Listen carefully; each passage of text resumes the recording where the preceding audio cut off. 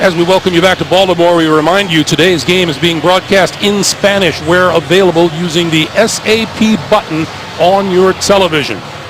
The Baltimore Ravens have won the toss and they will defer, which means Denver gets their hands on the football first on a cloudy day, temperatures in the low 50s, and they say it may rain a bit later on today.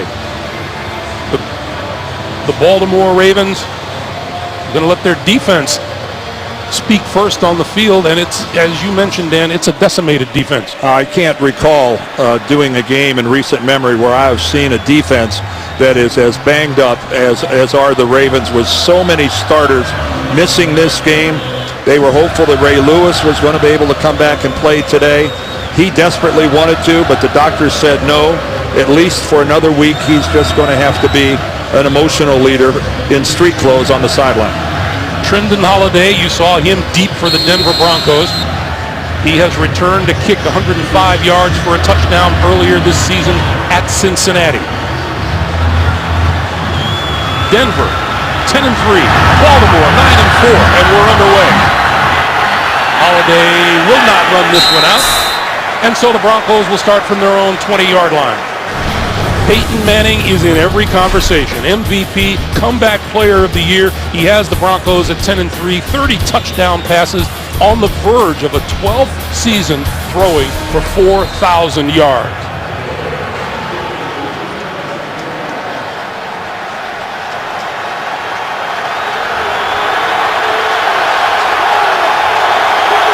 So we will see just how stout that Baltimore defense can be.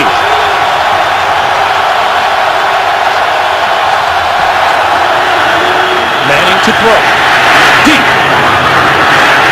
Incomplete.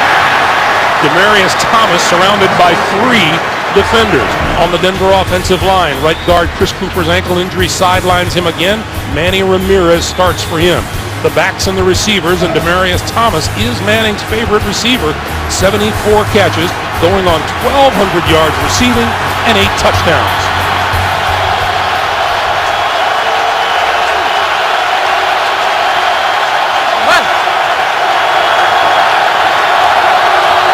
On 2nd and 10, the give is to Moreno, and Moreno looking to get outside and is going to lose yardage. Kerry Williams coming up from his cornerback position to make the stop. Well, trying to break contain on the left, that means somebody from the Ravens has to set the edge. And you can see right there, Ryan Clady just can't get the block on, of all people, a corner. Corey Graham came up and set the edge. You don't expect a corner to do it quite that effectively against an offensive tackle. Well done, Corey Graham. 3rd and 11. Terrell Suggs walked up and almost touched face mask with Manning. Manning. And out across the 20 to the 25 is Moreno, but not nearly enough for the first down. And boy, did John Harbaugh get exactly what he wanted, sending a wounded defense out on the field, and on their first series of the day, they force a 3 and out. Man, you just couldn't dream of a better beginning for Harbaugh and the Ravens. Jacoby Jones back for the punt. He's returned 163 yards earlier this season for a touchdown. Kicking it away is Britton Folkwood. And Jones looking to return this one from the 35 out to the 40. Dipped to the outside, still on his feet, and a return to the 45-yard line.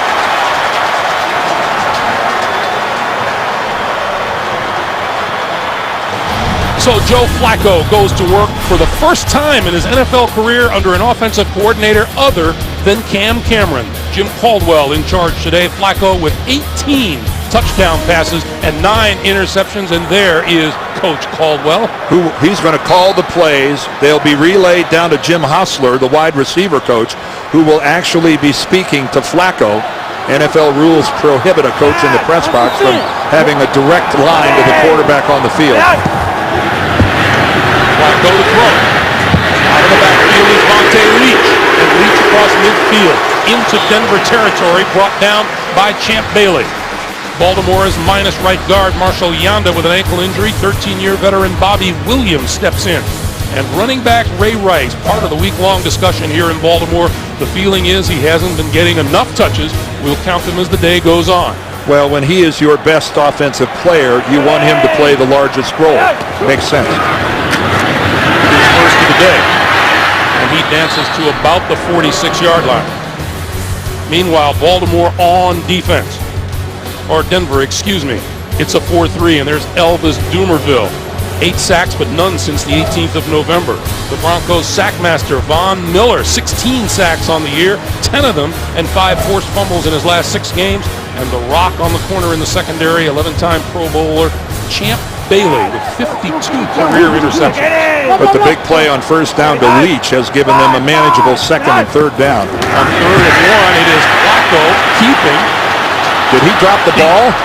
Loose football, and a Bronco has it, and it goes over to Denver.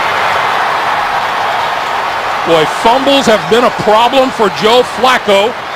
Raheem Moore recovers. Well, Flacco had 8 coming into the game. That would be number 9.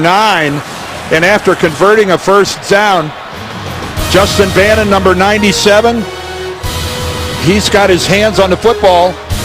When does it come out? There it goes. 12:09 to play in the first quarter, and Denver with the football again. Ronnie Hillman is in the backfield. Manning from the shotgun and throws, and that's complete across midfield to Eric Decker. Let's go back to that Flacco fumble. Yeah, we've got a good look at it from behind. Here's Joe Flacco right here, but you're going to be able to see, watch right now. The ball's out, and he is not even close to having a knee down on the field. Like all turnovers, that was reviewed and immediately confirmed. The officials were right on it. Fumbled twice at Washington last week. It's his 9th fumble of the season. He's lost 4. This is Hillman. Around the outside and out of bounds, just shy of the Baltimore 40-yard line. Well, a really good start to the game. We'll see if it results in points, but a really good start to the game negated by that fumble.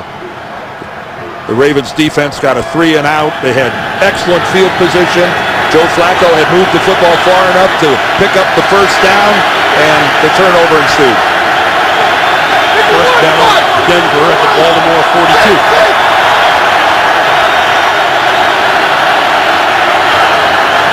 They fake to Hillman, throwing a sideline, and that is complete to Eric Decker, who came back for it and is short of a first down inside the 35. And Eric Decker is he's not the least bit happy that Kerry Williams shoved him at the end of this. Talk about coming back to the football. And it's a tough job for the official on the sideline there to spot the ball. On 2nd and 1, Hillman has the first down. You know, Greg, when you look at this Denver defense, the Ravens defense, you can't overestimate how banged up these guys are. 4 of their 5 leading tacklers are not playing today. I can never recall having seen that before, where that much talent is unavailable to a team on game day. 4 of their 5 leading tacklers, and that's not even counting with Darius Webb, their best corner, who they lost in the 6th game of the year. They are banged up, to say the least. Manning with time, throwing to the end zone. Has a man open and overthrew Demaryius Thomas. And Peyton knows he just missed him. Yes, he did. Because Chris Johnson is a defender on the coverage, and Thomas has a good 3 or 4 feet on him.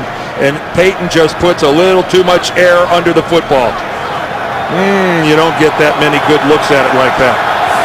And he knows darn well that was one he would love to try again.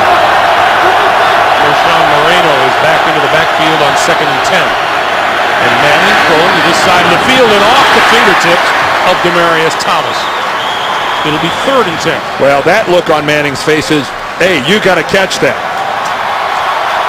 The look we saw a minute ago was frustration because he overthrew it, but he expects Demaryius Thomas, a big target at 6'3". When you got your hands on it, you're supposed to catch it. 3rd and 10, and here comes the Baltimore crowd again.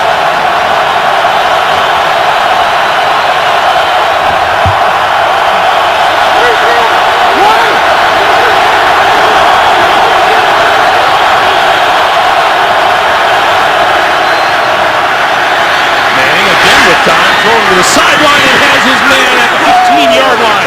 Brandon Stokely with the catch. They're going to mark it out of bounds at about the 17. You could see Ed Reed was making an argument that Stokely was either juggling the ball or he didn't get both feet down. He's got pretty solid possession. And there's the elbow down inbounds. And he dragged the right foot just for good measure. And the penalty marker is thrown. Moreno still on his feet. Fights just inside the 15 to the 10. Well, Peyton Manning wasted no time getting up to the line with a quick snap. But he didn't have to worry about that. That was a good catch by Brandon Stokely. Pete Morelli is our referee today.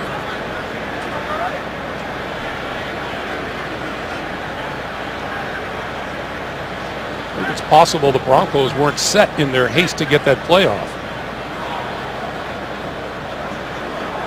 Well, when you're going to play on the offense with Peyton Manning, you better be ready to go quickly, or he'll run the whole play clock. You've got to be ready for anything. There's no challenge on the play. Baltimore did not put the challenge flag down. The ball was snapped prior to the ball being the challenge flag coming out. However, illegal motion, number 81, offense, 5-yard penalty, remains first down. So that will back the Broncos up to the 22. Well, I think it worked out well for the Ravens because they weren't going to win. They weren't going to win that challenge. That was a good catch by Brandon Stokely. Baltimore boasts the best red zone defense in the National Football League, allowing touchdowns 40% of the time. Well, the Ravens saved the timeout and penalized Denver 5 yards. Manning throwing to the outside, and there is Joel Gleason, the tight end, wrestled out of bounds just inside the 15 by Brendan Ayanbadejo. The Baltimore Ravens put 4 linebackers onto the field, and they only have 2 in reserve today. Well, keep in mind that Jameel McClain isn't playing. He hurt his neck last week. They were hoping Donnell Ellerbe was going to be able to come back this week. He's missed the last 2, make it 3. And then they were hoping, beyond hope, that Ray Lewis could play. And this is a group, this is a defense stuck together with duct tape. On 2nd and 7, Manning quick pass to Thomas. And Thomas looking for running room and doesn't find any. Good play coming up from the secondary by Chris Johnson. And you know, I haven't even mentioned the fact Bernard Pollard's not playing today. He re-injured that rib that's been bothering him all season long. But this is an awful lot of production. Those 4 people are 4 of their 5 leading tacklers, and they're all spectators today. 3rd and 7 for Manning and the Broncos.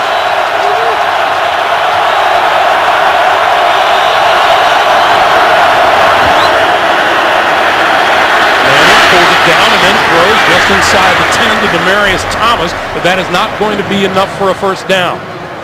Last week, the Broncos fell short in the red zone 4 times and had to settle for field goals, and Peyton Manning acknowledged, talking to us yesterday, they can't continue to do that, but they have to do it here. Well, and you're also talking about the best red zone defense in the National Football League when you're talking about the Ravens.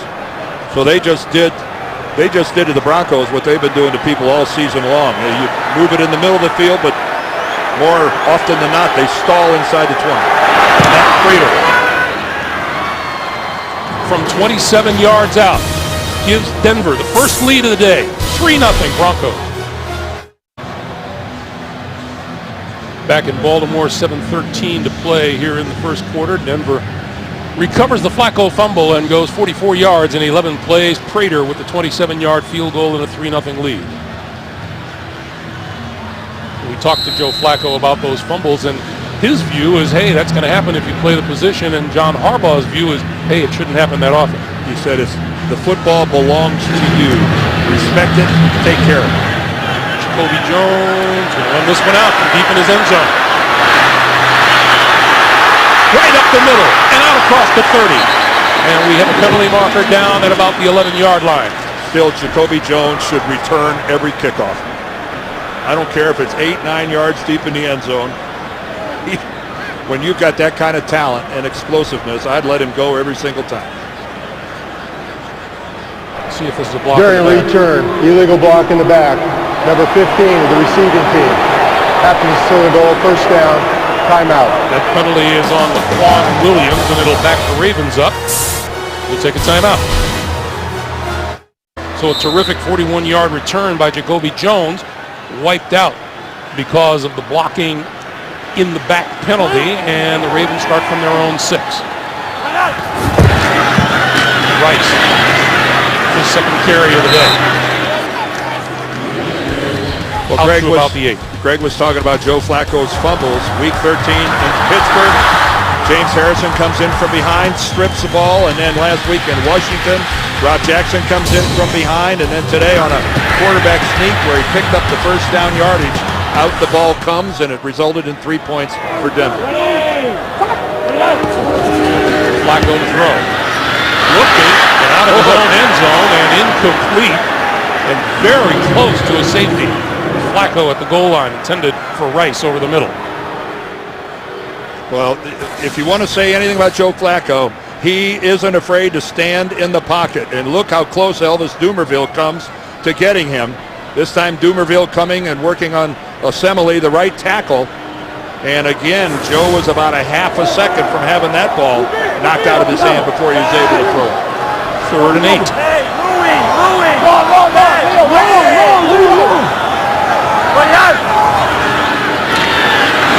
Flacco going this side and overthrows Tandon Doss on the near sideline. And so now Sam Cook will be punting out of his own end zone. And Joe Flacco goes to the ground again after he releases the ball. And again, it's just a wide open Robert Ayers who's never even touched.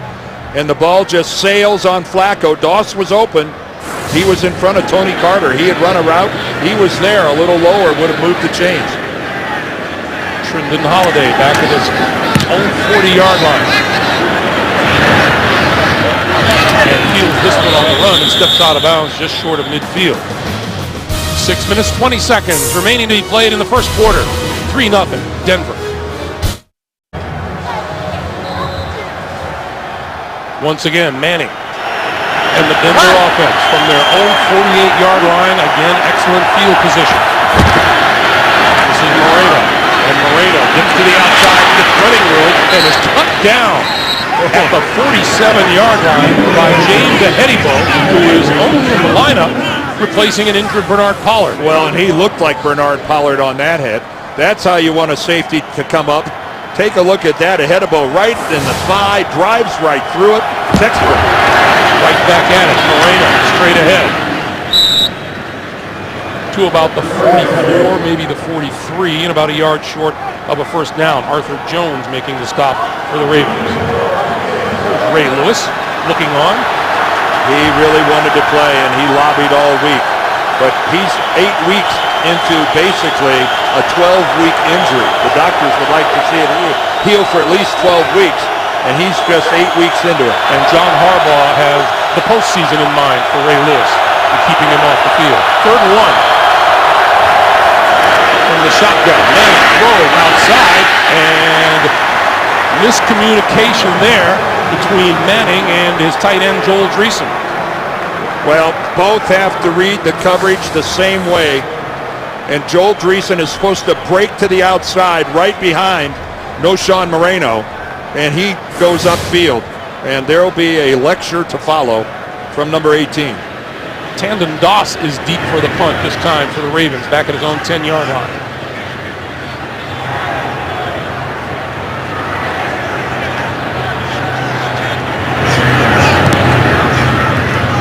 Holcomb lost this one up, and fair catch is called for and made by Doss at his own 14-yard line. 5:09 to play in the first quarter. Joe Flacco back on offense after this. Look at one of the more beautiful stadiums in the National Football League from on high here in Baltimore. Bernard Pierce in the backfield, and he gets the pitch to try the left side, shakes a tackler and makes it across the 10. And is forced out of bounds. And the aerial coverage of today's game is provided by MetLife. That was the 7th snap of the day for Baltimore compared to Denver's 16. And the theme we heard all day on Friday talking to the Ravens was more snaps, more time of possession on offense. Well, let's start with baby steps. They need a first down. They don't have a first down yet in this game. They need to relieve some of the pressure for their defense. They're playing well. Pierce again, nowhere to go. That play is stuffed at the 14-yard line. Derek Wolfe, the second-round draft pick out of Cincinnati, the defensive end, helping to make the play. Well, just zone blocking up front, and it's a one-cut offense, and you can see the one cut by Pierce. His foot gives out right there. He slips, and he goes down on his own. That's supposed to be a one-cut and rip it upfield, not a one-cut slip and fall. Flacco throwing. And the diving catch is made on the far side of the field by Dennis Pitta, but it is short of a first down. Mike Adams there with the coverage, and when you first saw that, you're going, how is it possible that Pitta was able to catch that ball, and how was Flacco able to deliver that accurate of a throw, being flushed out of the pocket? What he's able to do is give his punter Sam Cook a little more breathing room. Yeah, but let's be realistic, Greg. Again, they failed to even generate a first down. So Trindon Holiday inside his own 25. Looking for some distance on this one. Holiday on the run and follows it out of bounds at about the 31-yard line. Tonight on Survivor, 4 castaways remain. After 2 tribal councils and 2 incredible hours, only one will be the sole survivor. Don't miss the season finale and live reunion show tonight only CBS.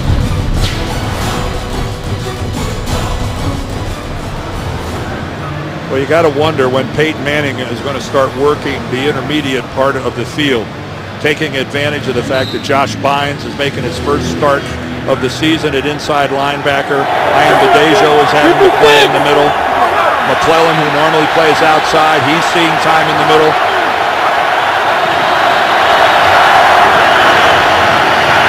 Terrell Suggs in on Manning, popped the ball in the air, it's incomplete. Suggs along with Paul Kruger were right in on Peyton Manning. And I think, did he hurt his arm again? He's clutching his arm as he comes off the field. There's Suggs at the top. He gets inside of Ryan Clady, but Paul Kruger in there. Kruger's coming in from the right, and it's actually Kruger who slaps Peyton Manning's arm. That almost a big play for Baltimore. 2nd and 10. Manning under pressure again, incomplete. Let's check into New York once again. First time today, JB. Houston looking to punch the South, Coach. Yeah, coming off an embarrassing loss to New England. Here you see Andre Johnson, 3 yards out there, up 10-0 on Indy. All right, let's take it back to Greg Gumbel and Dan Deerdorf. JB, Coach, thank you. 3:16 to play here in the first quarter. Manning with a 3rd and 10. Courtney Upshaw had the pressure last time. Suggs, a spectator on the sideline. Manning going down at the 25-yard line. And that was Pernell McPhee. Well, what can you say about this front for the Baltimore Ravens and the pressure? There's McPhee. He just jams right guard Manny Ramirez. He runs Ramirez past Peyton Manning and makes the play. McPhee, who missed some games this year, what a big-time stand by the Ravens defense right there. That was huge and inspirational. Jacoby Jones at his own 25.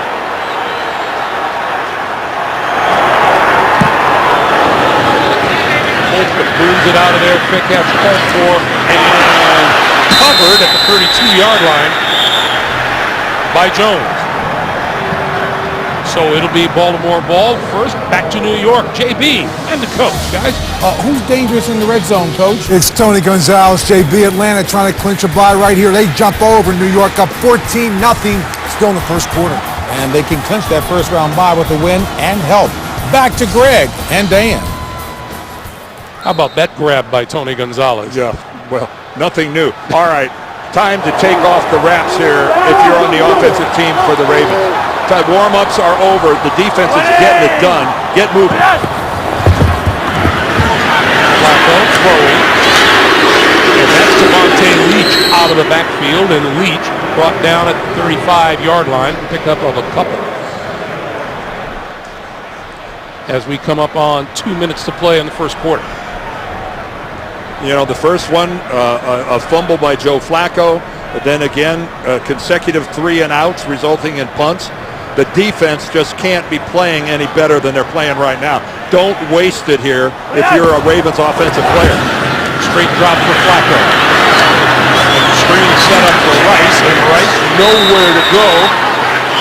His forward progress will be marked at about the 34-yard line. And Von Miller, one of those in on the tackle. Now, keep in mind, you're not going against the JV when you're playing this Denver defense. You know, they're rated 4th in the league, both in points allowed and yards allowed. This is one active, moving group of good football players.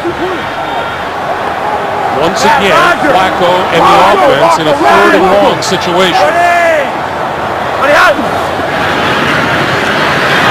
Flacco, nobody there. Well, he got the blitz. They came with Mike Adams, a safety blitz. Adams comes right up the field, and there's nobody to pick him up. And he just wallops Joe Flacco. Watch right there. There's Adams, number 20. As you can see, he timed it right between the left guard and the left tackle, and Joe Flacco can't do much about it. Each team has had three and outs. It's not good when you've run 4 possessions and got 12 plays. Holiday. Hit hard just as he crossed the 20 and lost the ball out of bounds. Albert McClellan, number 50, with the big hit. Let's go back and listen to how big a hit it was.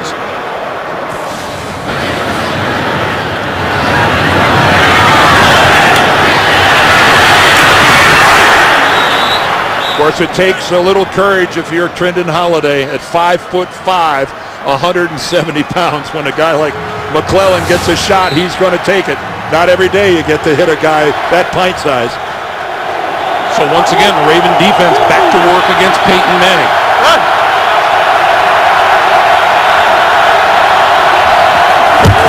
From the 22, Moreno. And Moreno running right up the middle. Leaps a tackler and across the 40 for a first down. He jumped right over Ed Reed.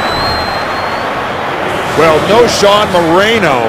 First of all, great blocking up front and a pretty good hold by right tackle Orlando Franklin. Paul Kruger screaming for a flag. No flag thrown. Moreno again. To about the 45. One more look at this hurdle by Noshawn Moreno. And it's not like Ed Reed was down grabbing at his ankles. Ed Reed was remarkably high. I mean, look. That is some display of athleticism by Noshawn Moreno. Ronnie Hillman replaces Moreno in the backfield, and he gets the play fake. Manning with time, sideline pass, and that is grabbed by Eric Decker. And out of bounds, just short of the 40-yard line of the Ravens. That's a first down. Well, Decker, another of the very big targets that Peyton Manning has. Going to the guy 6'3", puts it there, move the chains. End of one. As we get set to start the second quarter, Terrell Suggs, we thought he may have re-injured himself. He's missed the last 5 plays, but he just in the last few moments put his helmet back on, so he may be getting set to come back into action as the handoff goes to Moreno, and Moreno up front. Well, there's a guy who has revived his career, and it took an unfortunate injury to Willis McGahee for it to happen to Noshawn Moreno. Well, Moreno fumbled the ball in their second game of the year, and his penalty for that was he was inactive for the next 8 games. And this is his last chance. This time he is wrapped up just inside the 30-yard line. Josh Bynes, number 56, making the stop. And Moreno got that first chance 4 weeks ago against Kansas City. And Peyton Manning told us before that game, he goes, I don't have a doubt that he's going to play well.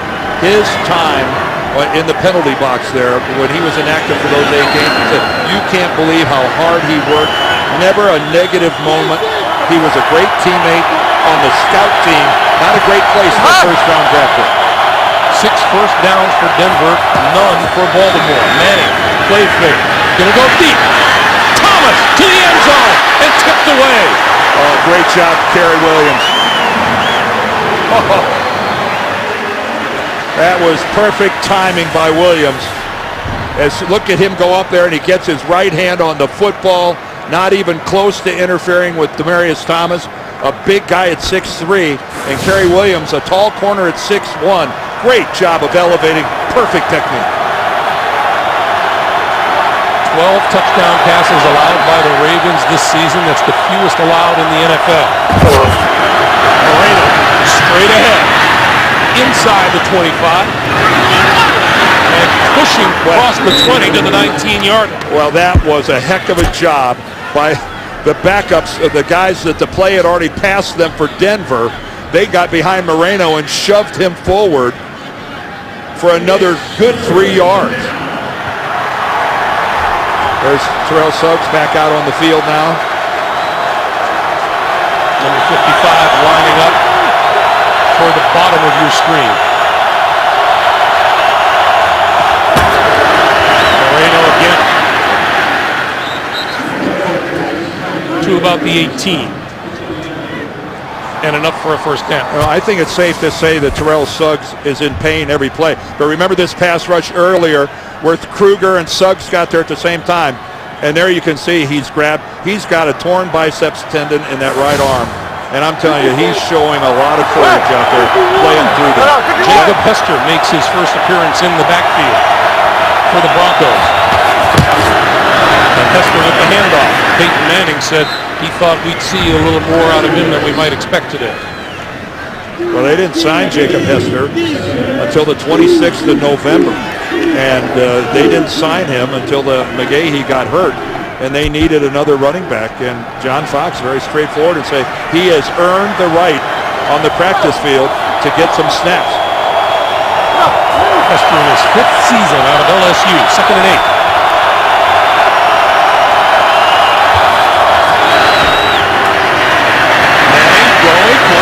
Zone and just short of the goal line, and it's marked a touchdown. Ruled a touchdown for Eric Decker.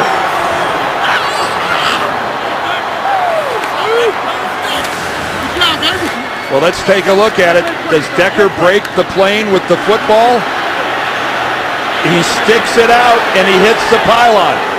He sticks it out and hits the pylon, and that is a touchdown.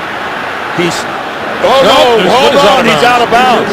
You're right, his left foot is out of bounds before he touches the ball to the pylon. And because this was ruled a touchdown, it's automatically being reviewed. There's no coach's challenge here because it was ruled a touchdown, but he was out of bounds before he touched it. Safe to assume we'll see this ball at the 1 when we come back. Welcome back to Baltimore, everybody. There's no question that Eric Decker's left foot is out of bounds before he touches the pylon with the ball. The important thing, did he break the plane? After reviewing the play, the receiver had control of the ball and stepped out of bounds. The ball will be placed at the half-yard line. It is not a touchdown. First down. Yeah, that's the right call. The only thing that was in dispute, did he maybe break the plane before he touched the pylon?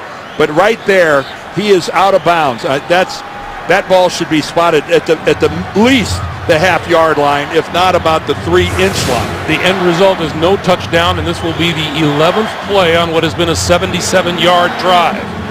What it was, Greg, was a tremendous catch and gaining possession before he went out of bounds by Eric Decker. Mitch Unrein, a defensive tackle, has come onto the field on offense.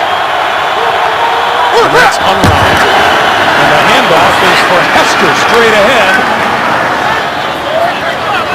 And no call yet, and now a touchdown. Well, Jacob Hester was about 2 yards into the end zone. Not sure what the delay was on the call. There's not even any part of Jacob Hester that's not in the end zone. He was just out of sight of the officials. Now, good surge, great blocking by Copen, Ramirez, Beatles, the group up front.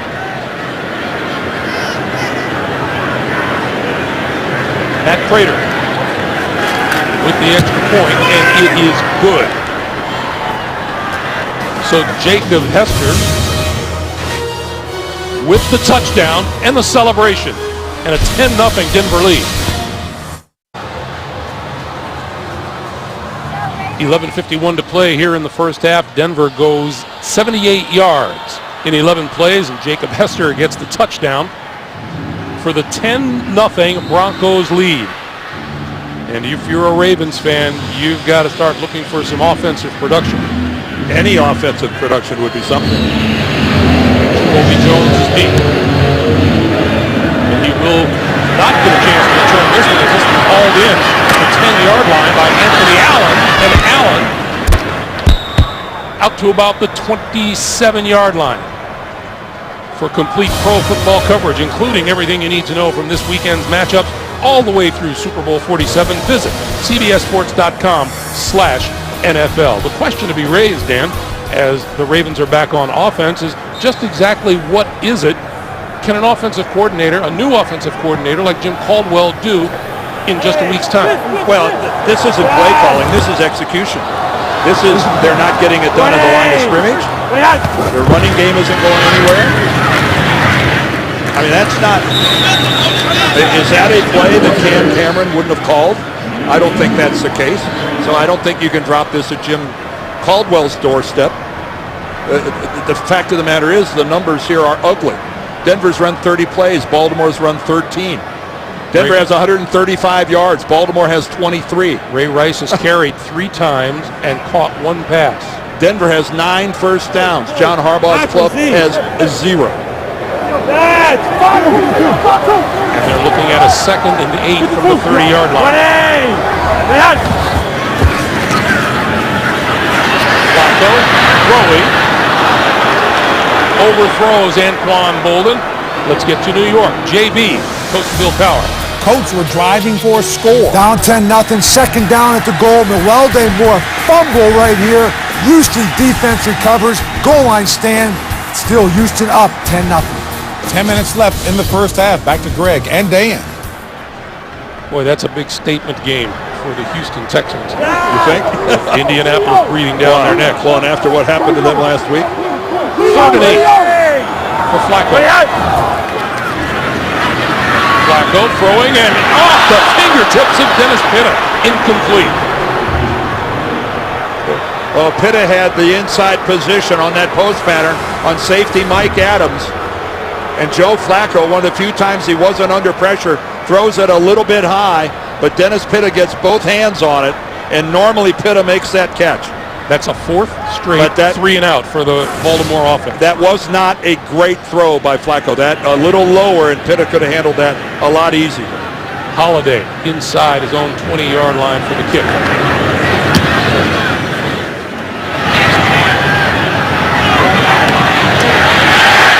Shakes a tackle at the 15-yard line. And nothing but Ravens waiting for him on the far side of the field. James Ahedibo making the stop. We have 10:41 to play in the first half. Baltimore coach John Harbaugh told us on Friday we need more plays, more first downs, more time of possession. They're getting none of that so far today. From the 15-yard line.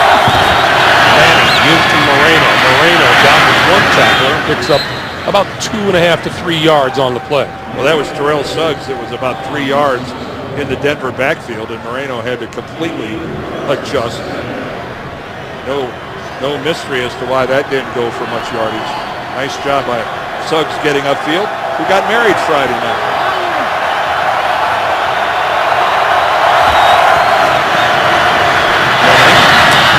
Throwing outside to Moreno, and right there to meet him was Paul Kruger, number 99.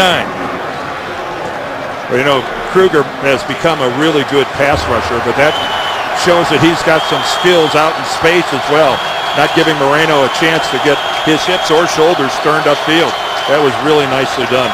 So let's see what this Ravens defense has in store on 3rd and 5.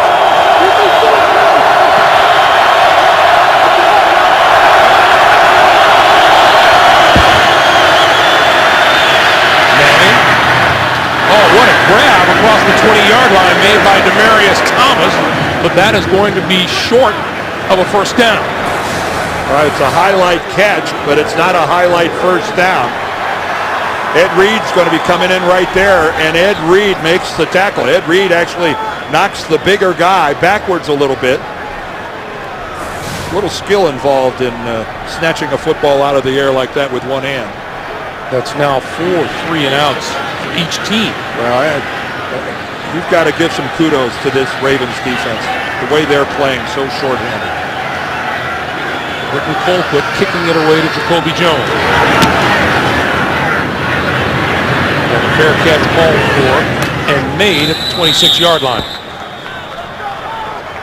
Hey, tomorrow, spend the holidays with two broke girls. Which one's naughty, which one's nice? Find out on a new Two Broke Girls tomorrow, only CBS. Well, you know, Dan, it was interesting talking to both Peyton Manning and Ed Reed and talking to each one about the other and the mutual respect that they have for each other. Now you said to Ed Reed, can you fool Peyton Manning? He goes, darn right I can. Of course, he can fool me too. So you're right. Mutual respect would be the operative phrase.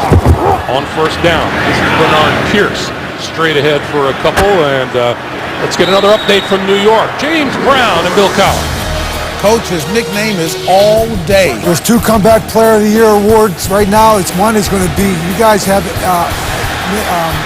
right now, Peyton, Adrian Peterson's the second one, 82 yards right here. Already 9 carries, 90 yards, 310 away from 2,000. Work ethic is second to none. Greg and Dan. Flacco, Buckeye! Flacco, He is amazing, amazing, amazing.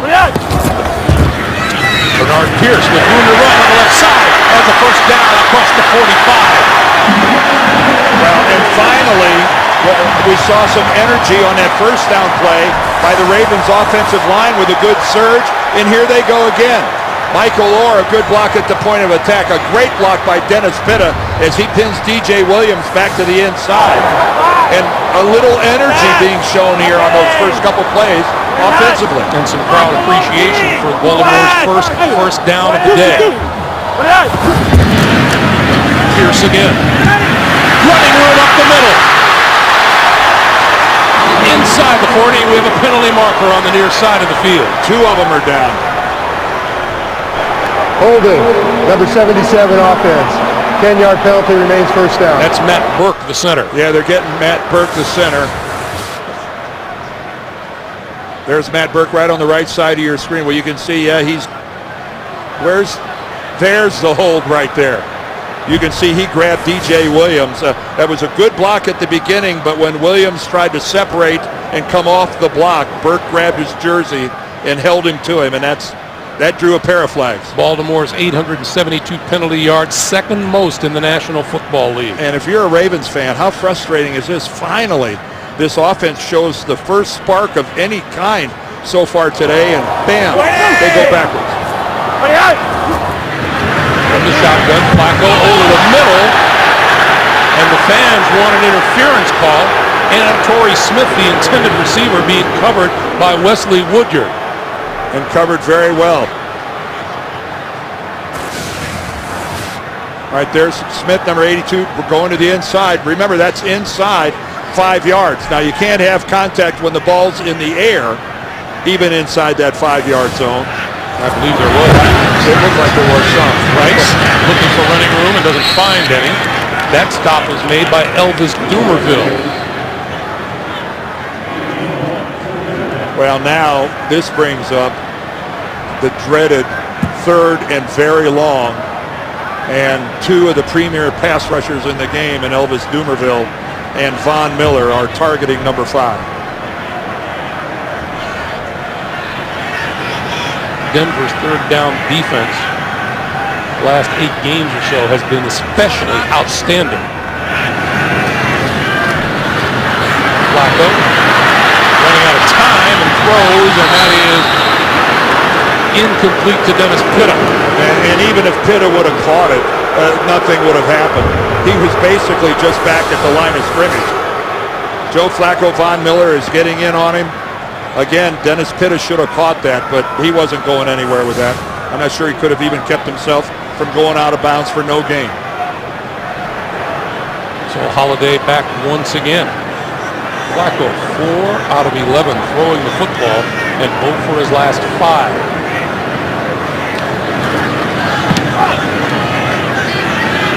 That's a booming kick. We'll let it bounce, and the Ravens are going to cover this one inside the 5-yard line. Laquan Williams down there to down the ball at the 5.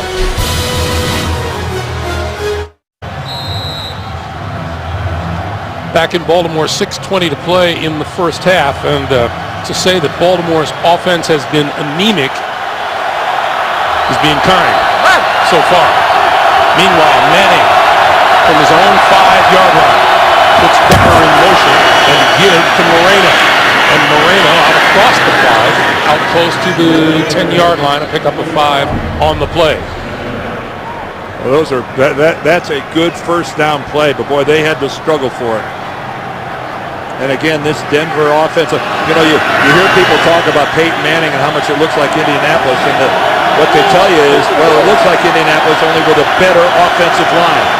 And you see the comparison there between Manning and Flacco.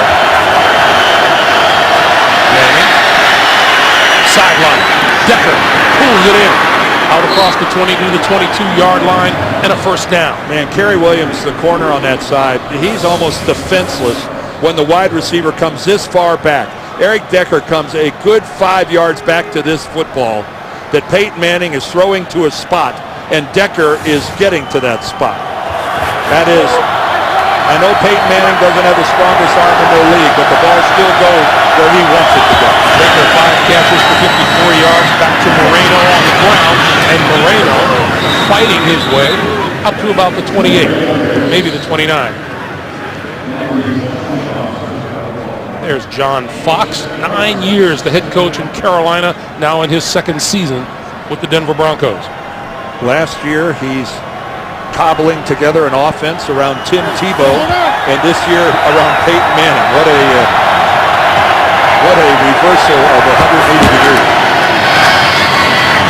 Moreno with a first down to the 35. Well, right now, it's the Denver offensive line. Tremendous job of working out of the shadow of your own end zone with some good old-fashioned power football coming off the ball. Dan Copen there in the middle, the longtime center for Tom Brady and the Patriots. After they lost J.D. Walton, man, did he just slide right in there and save their bacon. Ronnie Hillman has replaced Moreno in the backfield. Manning going down, courtesy of Albert McClellan.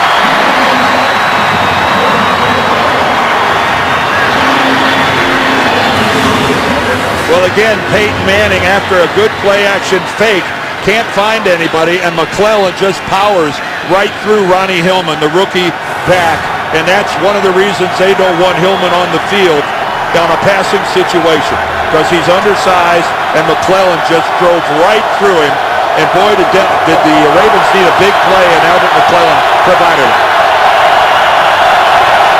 Second sack of Manning today. On the draw, Hester hit at the 30, forward to about the 31. They're going to mark his forward progress at the 30-yard line. James Ahedibo, who has been very active and doing very well, filling in today for Bernard Pollard in the secondary. And Bernard Pollard is such a big loss. He just fits so perfectly with his temperament, his tackling, his ability to provide the big hit, and he's a huge loss defensively for Baltimore. 3rd and 14.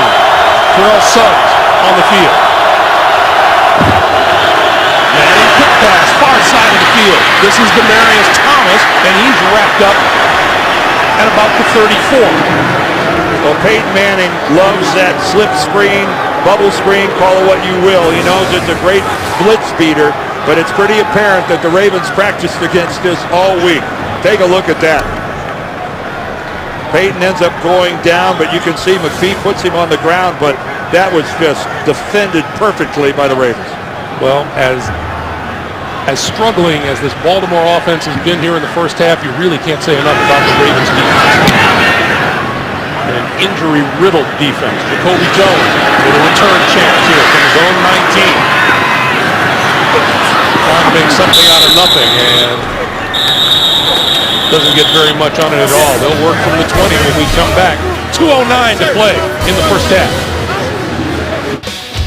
Well, it has been a miserable game so far. Ray Rice has a total of 6 yards. Joe Flacco fumbled the football, turned it over. That resulted in a Denver field goal. Trying to find Bolden, and Joe Flacco has had to pick himself up repeatedly from the Denver pressure. And this has to have been a frustrating first half to this point. 44 yards total offense for the Ravens. Here's Rice with his 6th touch of the day. And that takes us to the 2-minute warning. 2 minutes to play here in Baltimore. The Ravens looking up with a 10-0 deficit. 2 minutes to go here in Baltimore in the first half. Flacco from the shotgun, going to throw it deep down the sideline. And the catch is made. Jacoby Jones pulled it in. Dan, during the break, I was just asking you, what's the longest pass Flacco's thrown today? Well, they had a grand total of 19 yards passing. Does he get the ball? Yes, he does. He gets both feet in bounds, hits out of bounds with firm control of the football. Ray Rice looking for running room. That was a 43-yard pickup. Meanwhile, Ray Rice came into this game with 993 rushing yards and has gone over the 1,000-yard mark for the 4th straight year. Well, I doubt it's a cause of celebration right now for Rice, considering it's taken him 6 carries to amass a total of 12 yards. 2nd and 7. It's a good accomplishment, but not right now. Rice with his best carry of the day. Marked down at the 20-yard line. Well, and you know what, Greg? He got some blocking. I mean, he's got a hole. Take a look at it here. Gets a good trap block by Ja Reed, and then just a nice crease right upfield, and that's one of the first slivers of daylight Ray Rice has seen all day. Bernard Pierce had a couple. Flacco throwing near side, and that's Pitta, and Pitta is bounced out of bounds at about the 18-yard line. Run out by Danny Trevathan, rookie linebacker out of Kentucky. And then the key to Trevathan's tackle there again is to get there quickly enough that you don't allow the big guy to turn upfield. Yeah, finally, we use that word spark. Finally, a little spark from the Ravens O. Second down, that pass is complete. Torrey Smith inside the 5. It'll be 1st and goal. Anquan Bolden ran the deep end, and he cleared the defense. And the Bronco defense, they doubled Bolden and went downfield and left the hole underneath open. Flacco throwing, intercepted on the far side of the field. Chris Harris down the sideline. Flacco trying to catch him, and he won't get there.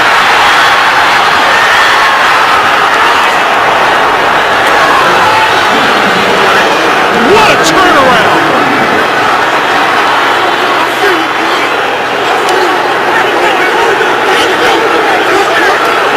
Joe Flacco sprinted his butt off to try to make this tackle, but he underthrows that ball to Anquan Bolden, doesn't see Chris Harris undercutting the route, and an unbelievable error by Joe Flacco, who now has 2 turnovers in this half that have resulted in 10 points for the Broncos. That is the 2nd interception returned for a touchdown this season by Chris Harris. That one good for 98 yards, and the extra point is good. And Baltimore knocking on the door, looking to make it, hoping to make it a 10-7 game, now finds itself down 17-0.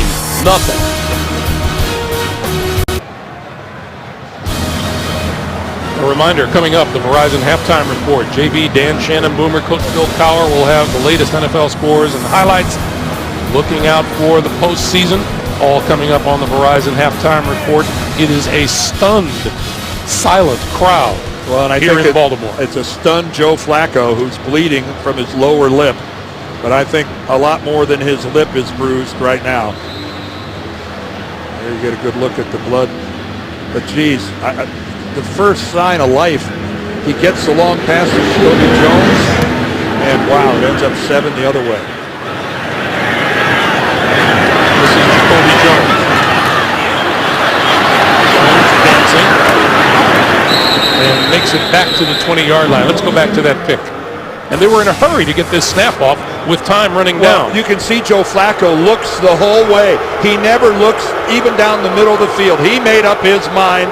He was going to throw that pass to Anquan Bolden. And I'll tell you, I didn't know Joe Flacco was that fast. But that's little consolation and pretty meaningless. But he had made up his mind, and this will be greeted with massive booing. Already started as time runs down here in the first half. But Greg, you could take a look at that. He was looking at Bolden the whole way and telegraphed that throw. At the end of the first half, Denver 17, Baltimore nothing. Back with the Verizon halftime report after this message and a word from your local station. This is the NFL on CBS, the home of Super Bowl 47.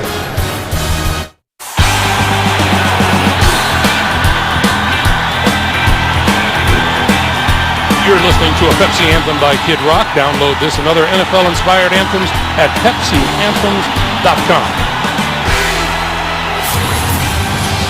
Welcome back to Baltimore, where we're getting set to start the third quarter. Denver leading the Ravens 17-0. Greg Gumbel along with Dan Deerdorf. Let's go back to the final minute of the first half that the Baltimore Ravens and Joe Flacco wish they had a chance to do over again. Well, they had a really good drive going. It was an up-tempo drive. Torrey Smith gets inside. You see there's 44 seconds left on the clock. Now, they did have all 3 timeouts remaining, but I like the fact that they were still pressing the issue. I think at that point in time, the timeout would have benefited the Denver defense more than the Ravens offense. Certainly, they were going to use a timeout right after this play, but the reality is it's all about the bad throw by Joe Flacco. I don't think that was a clock management issue. I like the fact they'd had some success for the first time that half by being up-tempo, forcing the issue with the Denver defense. It's just, it all boiled down to that horrendous throw and telegraphing of the throw by Joe Flacco. Now, in an effort to try to make things right again, the good news for the Ravens is that they get the ball first here in the second half. They won the toss and deferred to start the game. Jacoby Jones is deep. And Jones will run this one back to about 6 yards deep. 25 up the sideline. And out of bounds at about the 45-yard line. Terrific return once again from Jacoby Jones. 51-yard return as we look at some first half numbers. Well, take it, third down conversions, as you can see, not even a single one by the Ravens. The 2 takeaways by Denver resulting in 10 points. Again, a miserable first half by the Ravens offense until that last drive that ended And Ray Rice, who has not been given very much running room at all by this Denver defense today. Well, so far in the first half, Greg, it looks like it's the Baltimore offense that is playing without a lot of its starters. Yes, they're missing Marshall Yanda, who's not in there at right guard. Bobby Williams, the veteran, taking his place. But still, that quick pass is complete. Inside the 40 to the 39-yard line goes Camden Doss. And that's the kind of routes that I think we expected to see more often with Jim Caldwell. The intermediate stuff underneath working, not quite as vertical as they used to be with Cam Cameron. And we're going to see Flacco and the Ravens go with a no-huddle here. Well, it worked at the very end of the first half. This is the offense they started to run at the beginning of the year. Got away from it. Rice. Running room to about the 31. Mike Adams coming up from the Broncos secondary to make the stop. Ray Rice kicked that ball downfield. Frustrated over, took offense to something. They'll mark it at the 32. It'll be 2nd and 3. This is rarefied air for the Ravens. Second and this short. Flacco with time and Rice out of the backfield inside the 30 and enough for a first down. Well, in that time, Joe Flacco not under duress whatsoever. Good blocking up front. And you get Ray Rice with one-on-one, and, that's to your benefit. And a good little character check for Joe Flacco here at the start of the second half. You talk about having to have a short memory as a quarterback or a cornerback. He's got to be exercising that right now. Rice again, and Rice tripped up before he could get started by Von Miller. You know, the interesting thing too, Dan, is we've talked all weekend long about Joe Flacco playing out his contract here in Baltimore. And, questions remain within the organization as to whether Joe is the long-term answer. I don't believe it's been answered yet. Flacco locked in this one for Allen out of the backfield. It's incomplete at the 10. Well, Anthony Allen comes out of the backfield on a wheel route, running upfield, and he's got a step on Wesley Woodyard. And again, that's a good throw by Joe Flacco. I mean, that's the only place it could be in between Woodyard and Moore. So now Flacco looking at a 3rd and 10 from the 27. Flacco lofting this one for Torrey Smith, and he's got it at the 5-yard line. The question is if he then bounds. And Champ Bailey was the defensive back, and he can't believe it. He can't believe that Torrey Smith elevated and got that football. And it looked, oh boy, did he land out of bounds? 1 down. And he lands out of bounds, I think, before he gets that 2nd foot down. Looks like he lands right on that sideline. Where's his elbow come down? He lands out of bounds.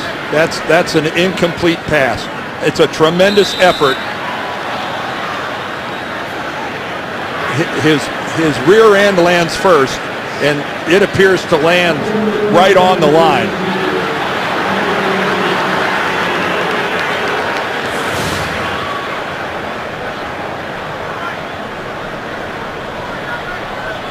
So they're going to look at Torrey Smith while Pete Morelli goes under the hood for challenge flag from John Fox. We're back in Baltimore. After reviewing the play, the ruling on the field stands. It's an incomplete pass. It's 4th down. Let me correct what happened as we went to a timeout there. Another official came up and ruled this an incompletion and not a complete pass, and it was John Harbaugh who threw the challenge flag. And then Torrey Smith hits his head. When he hits the ground, he tries to get up, and Torrey Smith, suffering the effects of slamming his head onto the turf, ends up going into the Ravens locker room. He struggled to get to his feet. So now here's Justin Tucker from 45 yards out to try to get the Ravens on the board for the first time today. And that looks straight enough and long enough. 12-18 to play in the 3rd. The Ravens, first points of the day, 17-3. Well, kudos to the Baltimore Ravens for the way they came out of the locker room and started the second half. I imagine they may have heard a word or two from Coach John Harbaugh. Well, if I was one of their offensive players, I wouldn't have needed a speech to tell me that I needed to get up off my keister and start playing football.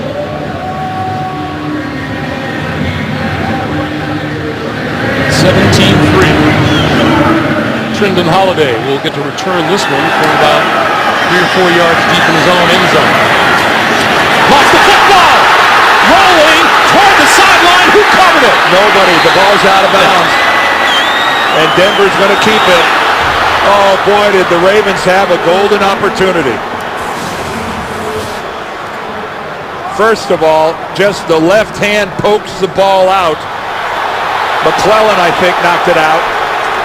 And then no one is able to recover it in the field of play. And the fans think that it was covered, but you can see the ball is loose and rolling out of bounds. Great job, though, by Albert McClellan of knocking out the ball. And no, just very clearly not recovered in the field of play by anyone wearing a purple jersey. A lot of wishful thinking here in the stadium in Baltimore. So now Manning from his own 17-yard line. This is Noshawn Moreno. Moreno, who had 74 yards rushing in the first half and adds 4 more here. It'll be 2nd and 6. And again, Peyton Manning relies so much on play action, and he's so good at it that they just keep handing off the ball, even if they're not having the success that they're having. I mean, it's an added bonus that they're picking up yardage running the football, but his play action relies on Moreno getting a certain number of carries. Deep drop for Manning this time, far side of the field, and wide open is Eric Decker. Knocked out of bounds just as he crossed the 35-yard line. That's enough for a first down. Kerry Williams covering on the far side. And Eric Decker and Williams have been jawing at each other this whole game. Not exactly in the holiday spirit. And Ray Lewis, again, unfortunately, having to watch from the sidelines this game. It'll be interesting to see if he's back next week for their big game of the Giants, too. Moreno straight ahead and out to close to the 44-yard line before Ed Reed makes the stop. And we mentioned at the beginning of the day, these Broncos have secured the AFC West. They're chasing a first-round bye. A win today for the Ravens would give them the AFC North, as would a Pittsburgh loss. But if they lose, you can't help but blame the Ravens for looking over their shoulders at the Steelers and the Cincinnati Bengals. Moreno.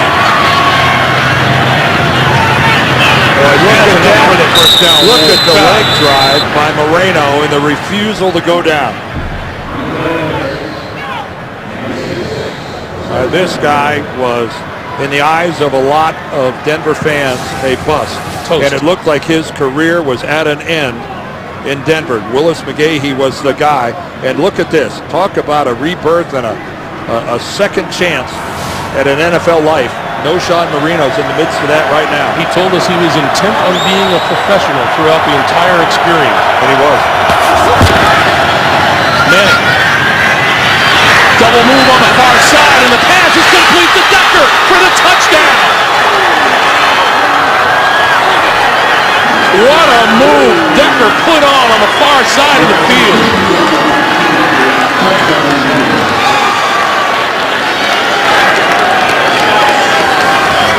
Well, Peyton Manning just one more time with the action in the backfield. Just that little stutter step by Decker, and Williams gives up on it. For some reason, Kerry Williams, he chose to pull up instead of trying to run with Eric Decker. And Ed Reed, I think he's demonstrating the frustration being felt on that Ravens sideline. Kerry Williams, for some reason, pulled up, and at that point in time, Manning threw a perfect pass. Again, another good look at the perfect strike to Eric Decker, and right now, it's Eric Decker who's talking to Kerry Williams.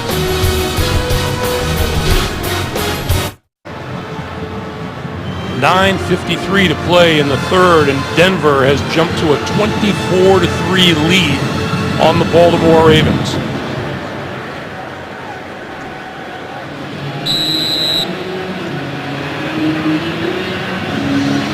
Jacoby Jones deep in his own end zone.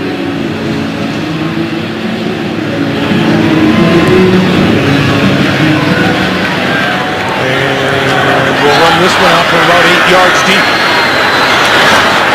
Running room on the far side. And out across the 20 to about the 21-yard line, brought down by Jim Leonard. Let's go back. Well, Eric Decker is split out to the left. Here's Decker up here. Demaryius Thomas is down here, and watch the fact there's no safety in the middle back here for the Ravens. There is no deep safety help, and Ed Reed runs underneath, and for some reason, I'm not sure why, he undercuts it instead of playing deep middle, and he shows his frustration at the end because Kerry Williams was all alone. Flacco overthrowing on the far side, and Quan Bolden, and here come the boos. It'll be 2nd and 10.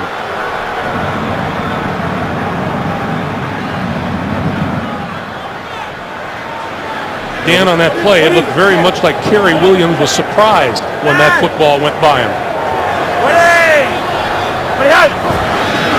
On 2nd and 10, Flacco for Ray Rice. Wrapped up at the 20. He lost a yard on the play. DJ Williams. Darn right. That's a heck of a tackle by DJ Williams.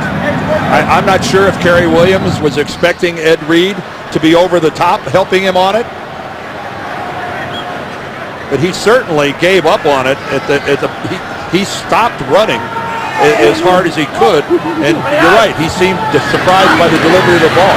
3rd and 11. Flacco hit by Von Miller. Well, again, the 2 tackles now, Moore and Osemele, are going to be under tremendous pressure with Dumerville and Moore coming. Here comes Dumerville, and then right up the middle, before Dumerville can get there, is Von Miller. Runs a line stunt to the inside, loops around, comes right up the A-gap, and Joe Flacco is unable to deal with that. Trendon Holiday at his own 34. Up the sideline, midfield, and into Baltimore territory, out of bounds at about the 40-yard line. Well, there's Jim Caldwell, who was the quarterback coach, and this week, with the firing of Cam Cameron, elevated to offensive coordinator. Again, he's never called plays in the National Football League. I don't think that's that big a deal. Not when you've been around as long as Jim Caldwell has, and when you've been around offensive football as long as he has. And John Harbaugh made what he said was the hardest decision he ever had to make in letting Cam Cameron go. Remember, Cameron hired Harbaugh back at the University of Indiana in 1997 to be an assistant for him, and he was head coach.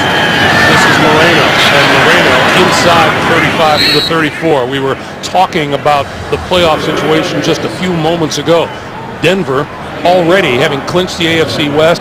Baltimore can clinch the AFC North with a win or a Pittsburgh loss later today. But Dan, Baltimore has to be looking over their shoulders at Cincinnati Bengals and the Pittsburgh Steelers. And Denver would love to have a bye, but the problem is they lose the tiebreaker to both Houston and New England because they've been beaten by both of them already this season. Up the seam, he's got his man Joel Dreesen, and Dreesen inside the 10. It'll be 1st and goal. Oh my, he's got Ed Reed all over him. How can you throw a bit? Again, play action to Moreno. Look at this throw by Peyton Manning over the top, and Ed Reed, who really has got, he's there. He throws it over the top of Bynes and puts it in a position where Dreesen, it's right on his hands. 1st and goal. Quick pass, incomplete. Now you saw the Baltimore blitz. That time Dean Pease comes with Ed Reed coming off the corner. Boy, he sure looked like he was in the neutral zone early, didn't he? I thought I was going to see a flag. I'm with you, Greg. Let's take a look at it. Watch Ed trying to time this. We can't see the snap of the ball there, but the line judge was looking right at it, and he didn't throw it. So obviously he didn't get into the neutral zone. 2nd and goal from the 6.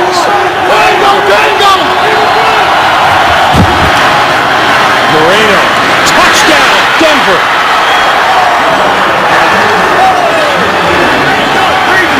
But Dean Pease trying to sell out with the Ravens defense. You got to take some chances, and look at everybody walking up, and when you have everyone up on the line and they get blocked, that's an easy score. And we've talked about that comeback from Noshawn Moreno. He goes over the 100-yard mark for the 2nd straight week. You got a great block at the point of attack by Ramirez, Franklin, and Topin, and then Zane Beatles comes around on the power, and he cleans up. Prater's kick is good, and now it's a runaway. 7:40 to play in the 3rd quarter. Noshawn Moreno up over 100 yards, 31-3, Denver. You saw earlier how hard Torrey Smith's head hit the ground on the sideline. He went to a locker room. We have inquired, and we are told he's being tested for possible concussion. And that's as far as we know on Torrey Smith.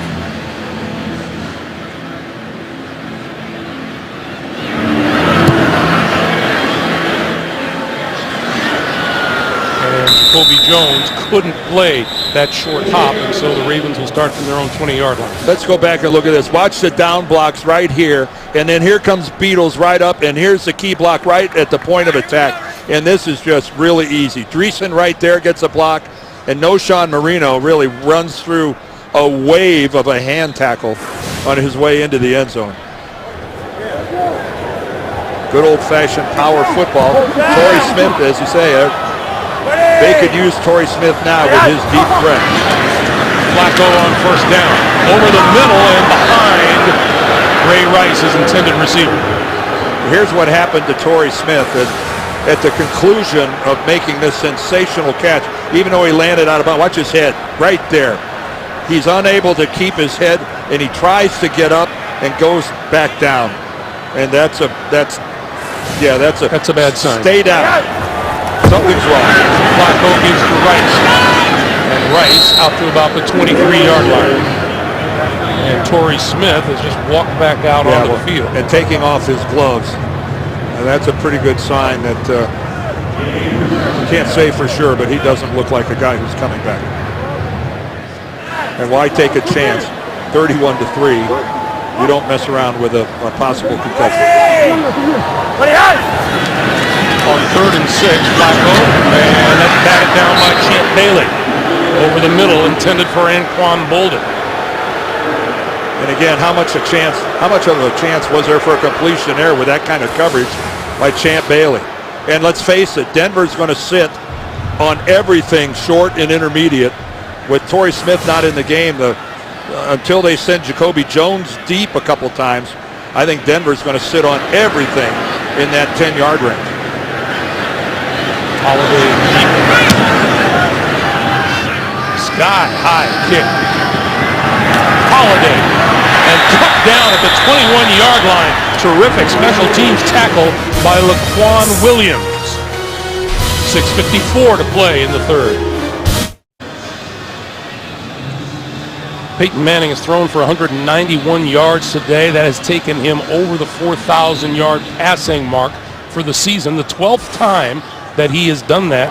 He also owns the NFL record for 12 years with 10 or more wins in a season. This is Moreno, and a penalty marker flies at the tail end of the play. Going to be holding against Holding. Number Denver. 78 offense. 10-yard penalty remains first down. That's Ryan Clady, the guilty party, the left tackle, and on the Baltimore side of the field. Well, Too many smiles. Well, you have no idea that you work so hard all week. You put in the time during practice. You got nothing but positive feelings coming into the game, and then it just completely disintegrates out from under you. It's happened to everybody, but when it does happen, it hurts. It hurts a lot. The Ravens worked on the practice field this week just as hard as the Denver Broncos.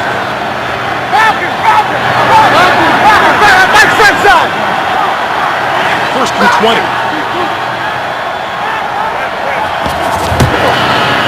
This is Hester. And this game, Dan, this game was within a couple of yards of being a 10-7 Denver lead at halftime, and things turned on a dime with the interception. Yes, they did. And there was the first decent drive that the Ravens had it all in the first half, and they had the Denver defense, quite frankly, back on their heels. And they were pressing the issue, and they were on their way into the end zone. Got inside the 5-yard line with the play by Torrey Smith, and then, wow. Blows up in their face. 2nd and 17, Manning with time, going to go deep, has Decker out in front, and a terrific dive by Kerry Williams, who didn't give up on that one and broke it up. No, he didn't. And Eric Decker looks like he's there, and again, Kerry Williams, nicely played, no interference, doesn't even contact Eric Decker until afterwards. And I think Peyton, he might have wanted that ball just about a yard farther to the inside to let Decker keep moving to the middle of the field and away from Williams. It was underthrown, just a skosh. 3rd and 17. Hester.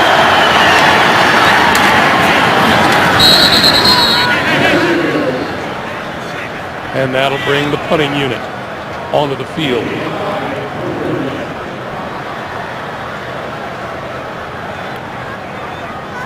Well, Jacoby Jones has been on the verge a couple times with some kickoff returns of some really big plays. He and the special teams of the Ravens have played pretty well. Let's see, maybe he can bust something here.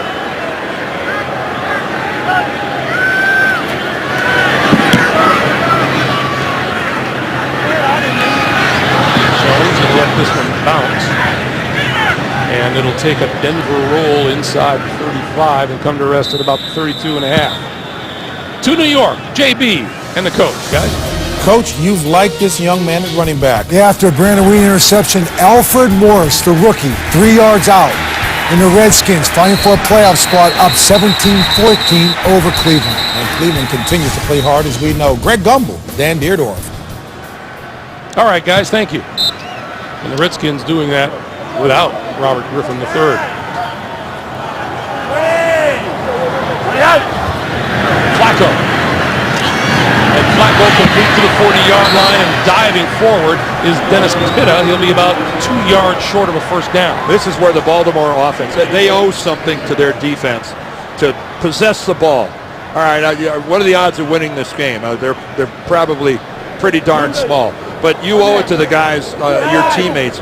Get some first downs. Convert some third downs. They haven't converted a third down this game yet. That one is complete, and that is a first down across midfield to the 45-yard line of the Denver Broncos. Tandon Doss. At the very end of this play, as Doss goes down, Wesley Woodyard grabs him by the face mask, not once, but twice. And no flag was thrown. Which means the official missed it twice. Flacco under pressure, going to go deep and overthrows. Anquan Bolden covered by Tony Carter.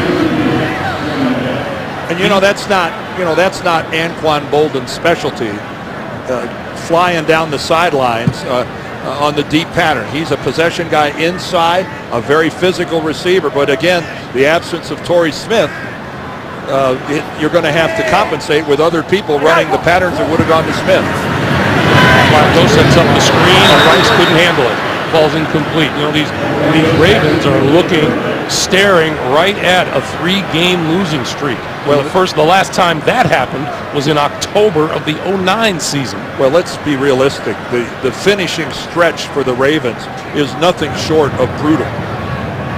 When you got to finish the season, Pittsburgh at home, then going to Washington, then Denver, then the Giants, and then finishing at Cincinnati. Flacco, that's complete to Pitta, and Pitta to the 35, and appears to have enough for the first down. Yeah, I think he got it. And again, Joe Flacco, this time that is a perfect pass to Dennis Pitta, working the underneath on a crossing pattern. And let's be realistic, the Broncos are sitting back in a shell. They're probably going to make it easy to complete some underneath passes.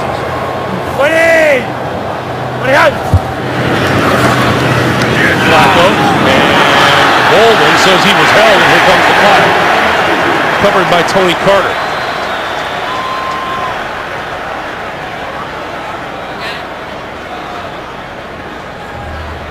Pass interference, number 32, the offense. Defense, automatic first down. Well, Tony Carter, he's finding something out that most DBs in this league don't. There it is, right in the middle of your screen. Anquan Bolden is such a physical presence, and even being interfered with, he did knock Bolden off his pattern. Quick pass. There's Bolden, and we get a flag in the backfield. And again, Bolden gets up. He's right in the face of Wesley Woodyard. Penalty remains first down. So it is a holding call against the Ravens.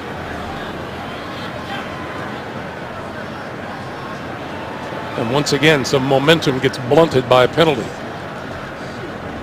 Couldn't hear Pete Morelli and who he called for the hold. But again, Bobby Williams, I guess, gets it, the right guard, filling in for Marshall Yanda. So 1st and 20.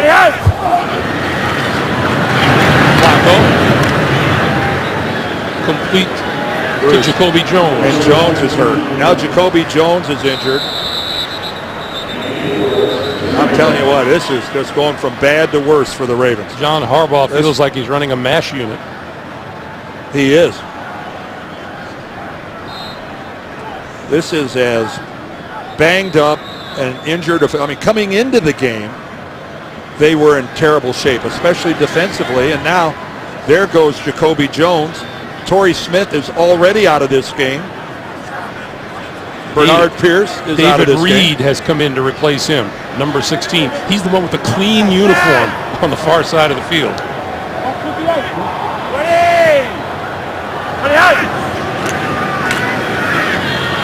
Flacco throwing, and he's got a man, and that's complete. And that's number 16, Reed. Well, he goes right to him right away, and that's Reed's first catch of the season, as he's not been involved on the offensive side of things from scrimmage.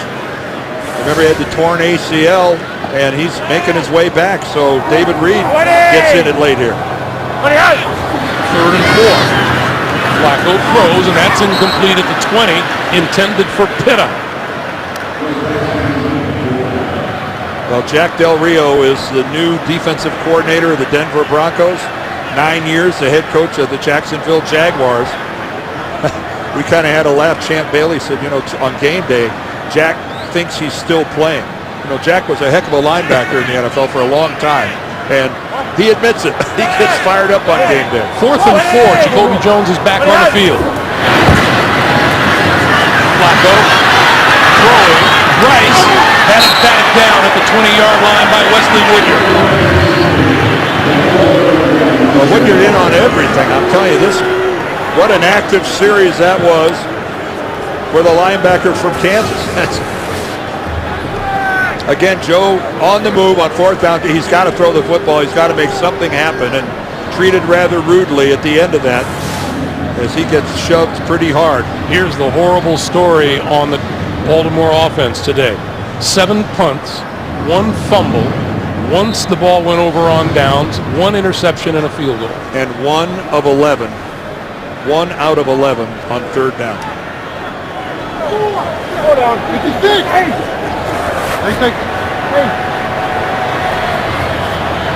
And that has brought the crowd rising to its feet and heading for the exit. Manning will double move by Decker again.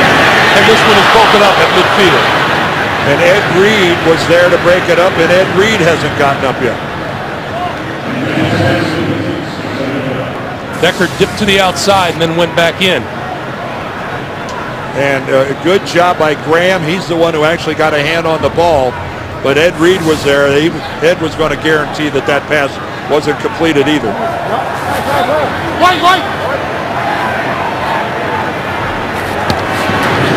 On 2nd and 10, this is Moreno looking to build on his 100 yard day. And still fights his way to about the 28-yard line. Thought your fantasy season was over. It's not. NFL Playoff Challenge is back and better than ever. You could win a trip to Super Bowl 48 in 2014. Play today at NFL.com/fantasy. Well, the Denver running backs better realize that Baltimore is in the full strip mode now. They are ripping and clawing at that football, desperately trying to create a turnover. Moreno gets a breather on the sideline. Hester comes into the backfield. Manning to throw. Lots of time and over the middle and in and out of the hands of Decker coming across the middle.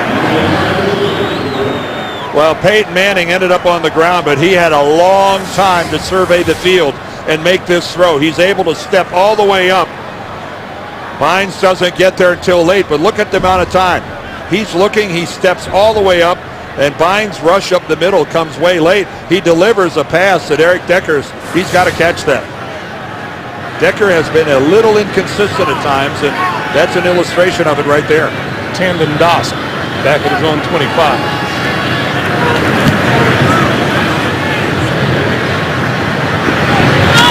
Doss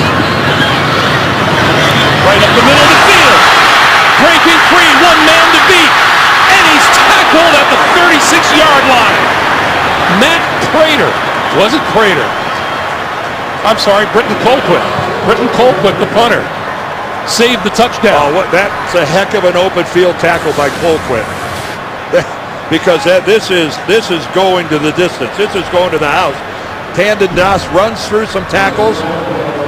And again, Britton Colquitt, the punter, that's a nice form tackle.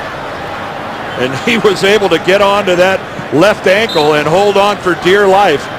If Tandon Doss was able to get by Colquitt, he was gone.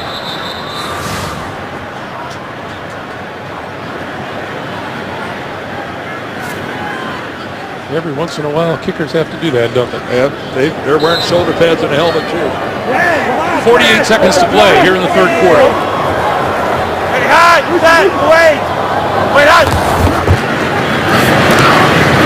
This is Rice. Rice today, that is his 12th carry. He has also caught 3 passes. And it's been tough sledding. It has been tough sledding trying to run the football for Baltimore here today. See Ray Rice averaging just a shade over 3 yards a carry. The Baltimore offensive line has struggled to create the open. Deep drop, Flacco under pressure, shakes it and throws to the far side, and that is complete to Pitta. And that looks like that'll take us to the end of the third quarter. Well, Flacco did a good job getting away from Robert Ayers and buying a little extra time. And they will not get another playoff as we come to the end of the third with the score. Denver 31, Baltimore 3. Back to Baltimore after this message and a word from your local station. You're watching the NFL on CBS, the home of Super Bowl 47.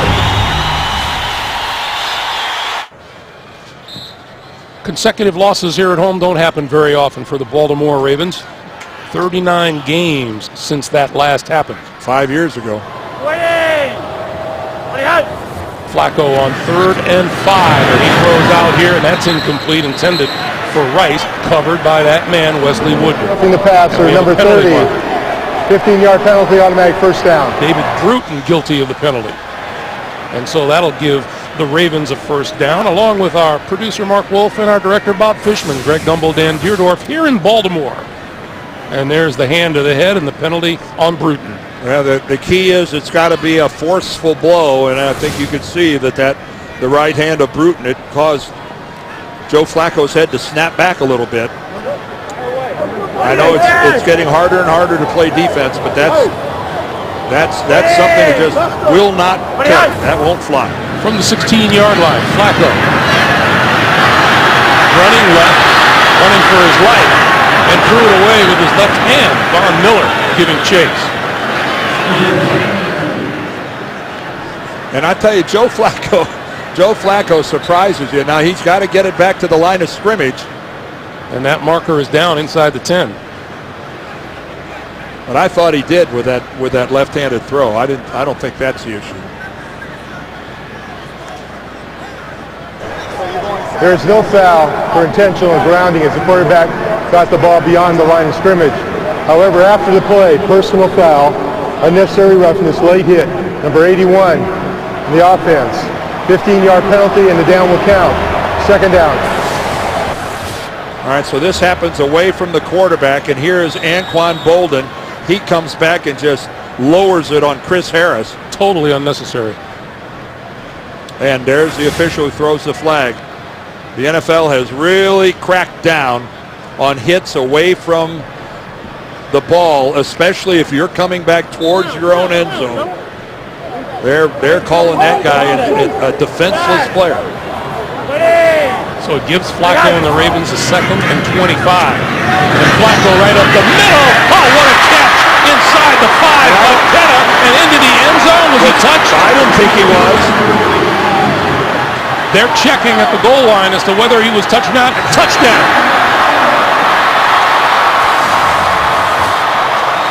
Well, a tremendous throw by Joe Flacco on the seam pattern, and Dennis Pitta goes up. And I don't know, you can make the argument that Mike Adams, he might have been down on the back at about the 3. He might be down by contact. Oh, he swipes at him, but I'm not sure he touched him. We will review the previous play. It's automatically, because it was ruled a touchdown. On that last one, I'm not sure if we could discern that Mike Adams actually touches it. Whichever way it goes, heck of a catch by Dennis Pitta.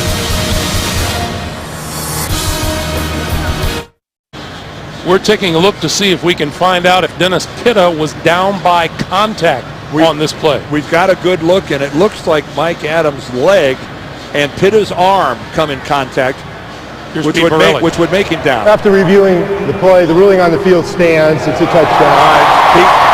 Because it was ruled a touchdown, he had to see something conclusive. Now, you take a look. Watch the right leg here of Adams and the left arm of Pitta. It sure looks to me like they're touching right there, which would have made Pitta down by contact at the 1 yard line. But Pete Morelli obviously thought that wasn't conclusive. Well, with 14:31 to play, the Ravens get their first touchdown of the day. Joe Flacco to Dennis Pitta.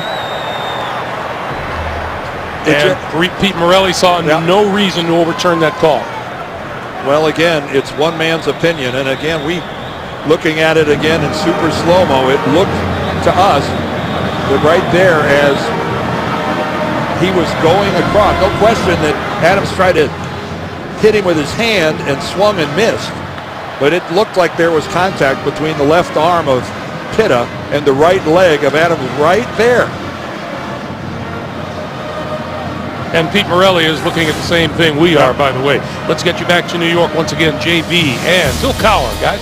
No quit in the Colts. Yeah, here we go. Andrew Luck hitting Dwayne Allen 8 yards out in the third quarter. We're in the fourth quarter down by 6, and they've already, the last 2 weeks, have had big fourth quarter comebacks. Can they do it again? We'll find out. Back to Greg and Dan. Oh, that doesn't come as any surprise to anybody this late in the season. No quit in Andrew Luck. No. Well, here comes the hands team for Denver as they're anticipating the onside kick from Baltimore. A Houston win will clinch for them the AFC South Championship. Let's see what kind of a kick we get from Justin Tucker. Deep. And it will sail into and out of the end zone for the touchback. Coming up next, playoff push in full focus. The Pittsburgh Steelers in Dallas to take on the Cowboys. What do you think the fate of the loser of that game, Dan? Well, the loser of that game is going to end up with 7 losses, and that always makes it tough to make the playoffs. And the Chiefs challenge the Raiders. Check your local listings for the game in your area.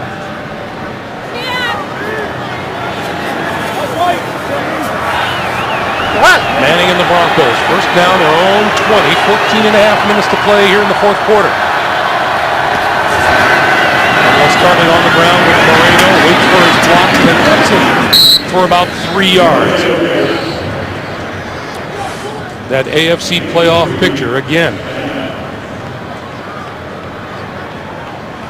Baltimore on the short end of the score here, but should Dallas beat Pittsburgh, Baltimore will still claim the AFC North.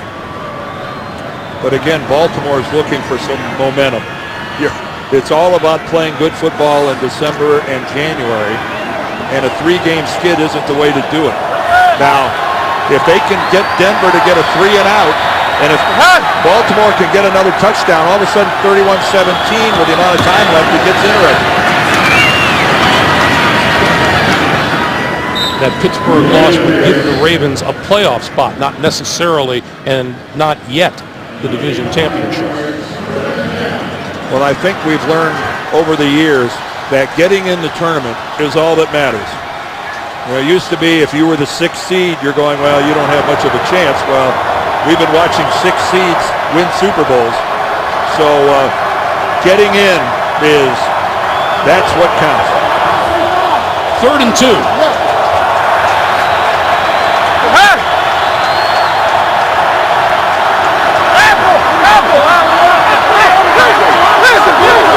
Play clock winding down. Coleman trying to turn the corner. Has the first down. Out across the 30-yard line. Well, Noshawn Moreno stepped up and got it done when it was his turn. This was his first effort against Kansas City, against Tampa Bay. And again, he has been a steady, calming influence. And today he's carried the ball 21 times. He's got 115 yards and that touchdown. And Noshawn Moreno has given the Broncos everything they asked for when his turn came. And there's a good look. His tough yards today right up the middle. Right where the injuries have hurt that defense the most for the Ravens.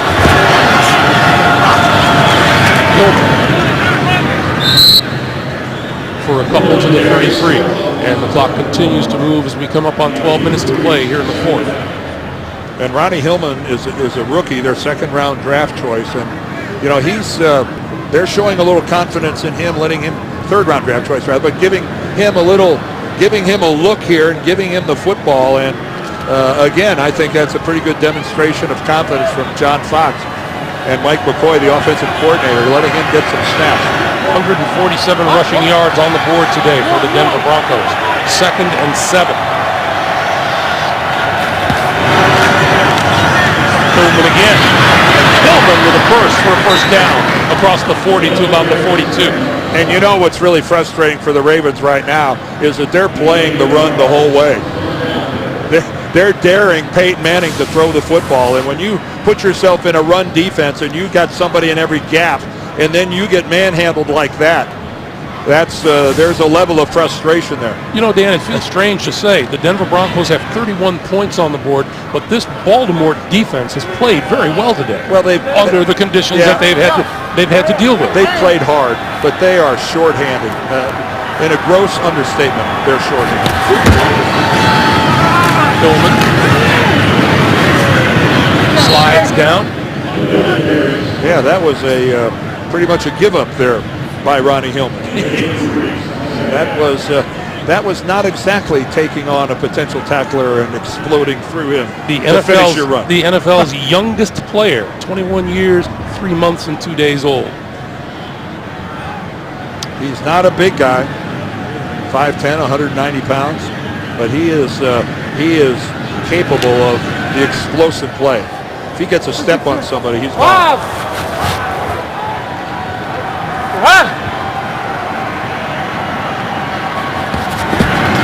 Hillman again on 2nd and 7. And across midfield and just nosing into Baltimore territory as you take a look. They're working on Noshawn Moreno on the far sideline. They're up underneath his jersey, trying to stretch him out.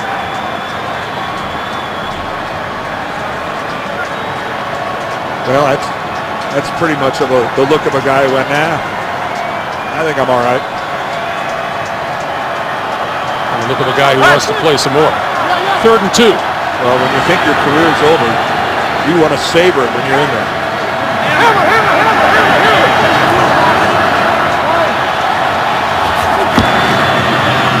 Hillman gets the first down. And again, Denver, they might as well flash a neon light sign that says we're running the ball. Can you stop us? And right now the answer from the Ravens is no, we can't. And you see Ronnie Hillman's value and what he brings to the table. Look at that. Nice jump cut there. A beautiful jump cut to the right and back up. But he had a crease. After the jump cut, the key was he had a crease because the Denver offensive line got some movement. They covered up the Ravens, and the Ravens aren't getting off blocks right now. Take a look at this. No pass. 8 rushing attempts on this drive.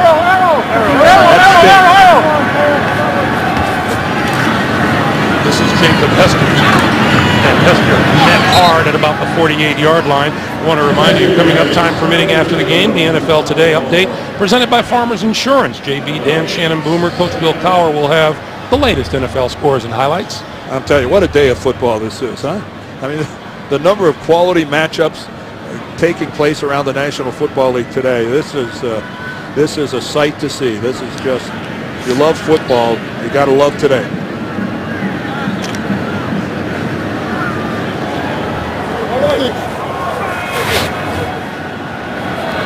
Guess what, Baltimore?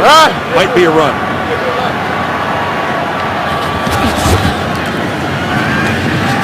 Hester, 45. You see right there that Hester almost lost the football. He took that handoff from Manning, and there was a temporary juggle. Well, you saw Joe Flacco there. Joe Flacco has completed less than half of his pass attempts today. 17 to 36. 10 rushes, no passes on this drive. You got to assume Manning's going to air it out now.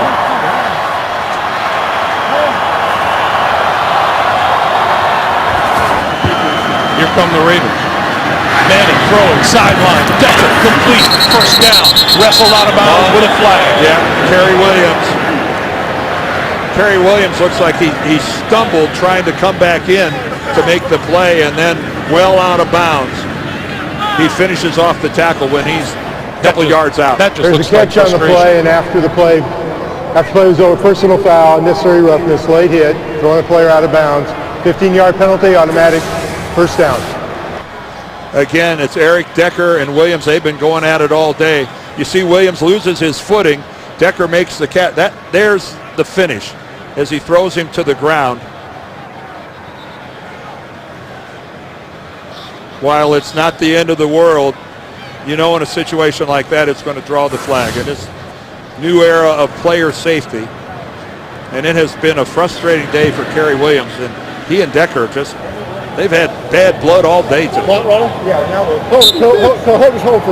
So when Peyton goes to the air for the only time on that drive, he converts for a first down. That's called passing efficiency. And Manning taking time off of the clock. Well, this drive is a demonstration of what really good football teams can do. He takes this all the way down to the 5-second mark on the play clock, and then Hillman finds a hole to the 12. We had a look at the AFC. Let's check out the NFC playoff picture as things stand now. And New York Giants getting it handed to them by the Atlanta Falcons. 34-0. The Falcons lead the Giants. Green Bay is winning their game over the Bears. The 49ers will play later this weekend. What a game they've got with New England. How many had Seattle in the playoff hunt at the start of this season? The replacement refs. Point taken. 2nd and 5. This is Hillman.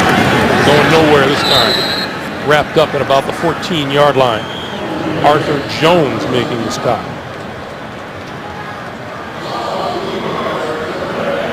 Well, the first order of business for John Harbaugh and the Baltimore Ravens is to try to get healthy.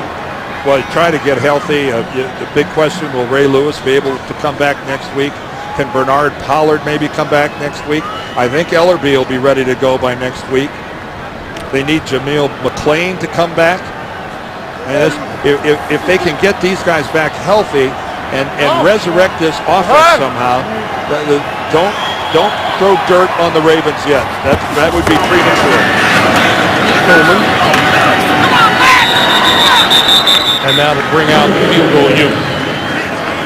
You know, and everybody is going to look at this game as to whether or not it's a verdict on whether the move from Cam Cameron to Jim Caldwell was the right one. Well, you're not going to make that determination in the course of one game. It's going to take longer than that. As we look at Torrey Smith, and there's a real issue for this offense. How much is, if any, time he's going to miss? Hopefully it won't be at all. But this is an offensive football team that's got to come out of this game with zero confidence. Prater from 36 yards out. He is right down the middle. 3 more on the board for the Broncos. It's 34-10. A near empty stadium as you see it from above. Aerial coverage of today's game provided by MetLife. Boy, the Denver Broncos just put on a clinic as to how you do it. They just engineered a 9-minute and 59-second drive. When Baltimore knew they were going to do nothing but run.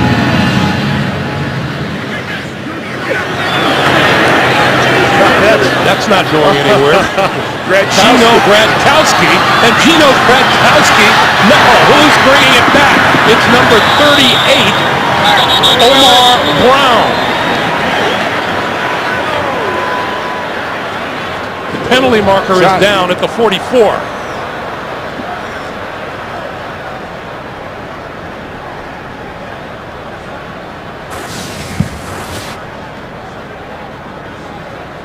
There's the ball. There's the it ball looked on like the ground. he was down.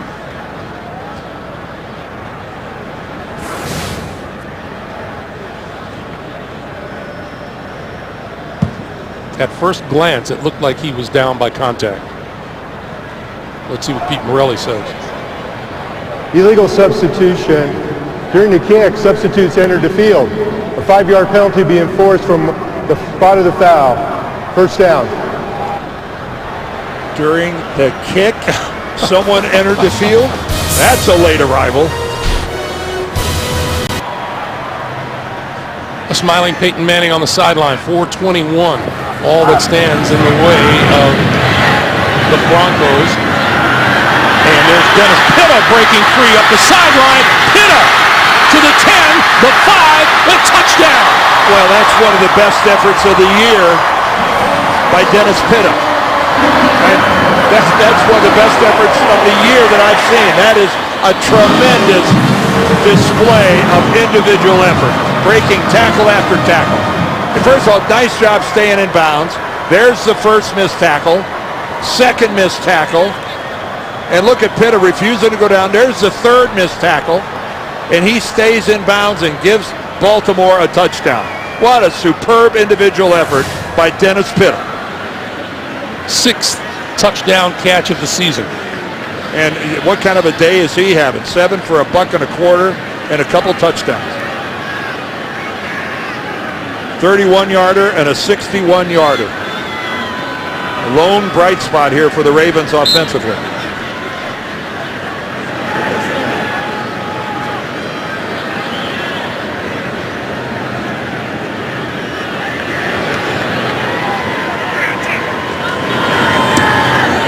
The extra point is good, 4:08 to play. And Denver's lead is now 34-17, an outstanding play by the Baltimore tight end. 4 minutes, 8 seconds to play here in the fourth quarter. Joe Flacco with his 100th career touchdown, although all the credit on that one goes to Dennis Pitta. Well, Dennis Pitta, again, one of the lone bright spots for the Ravens offensively here today. Onside kick and grabbed by Matthew Willis, a wide receiver for the Denver Broncos.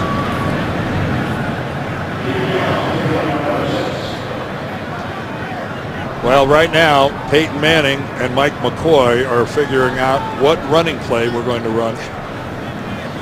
And everyone in the Ravens defensive huddle better figure that out. You know, Peyton Manning would run a play action pass on this first play. Yes, he would. I have the feeling that whomever would be running the pattern is going to be wide open.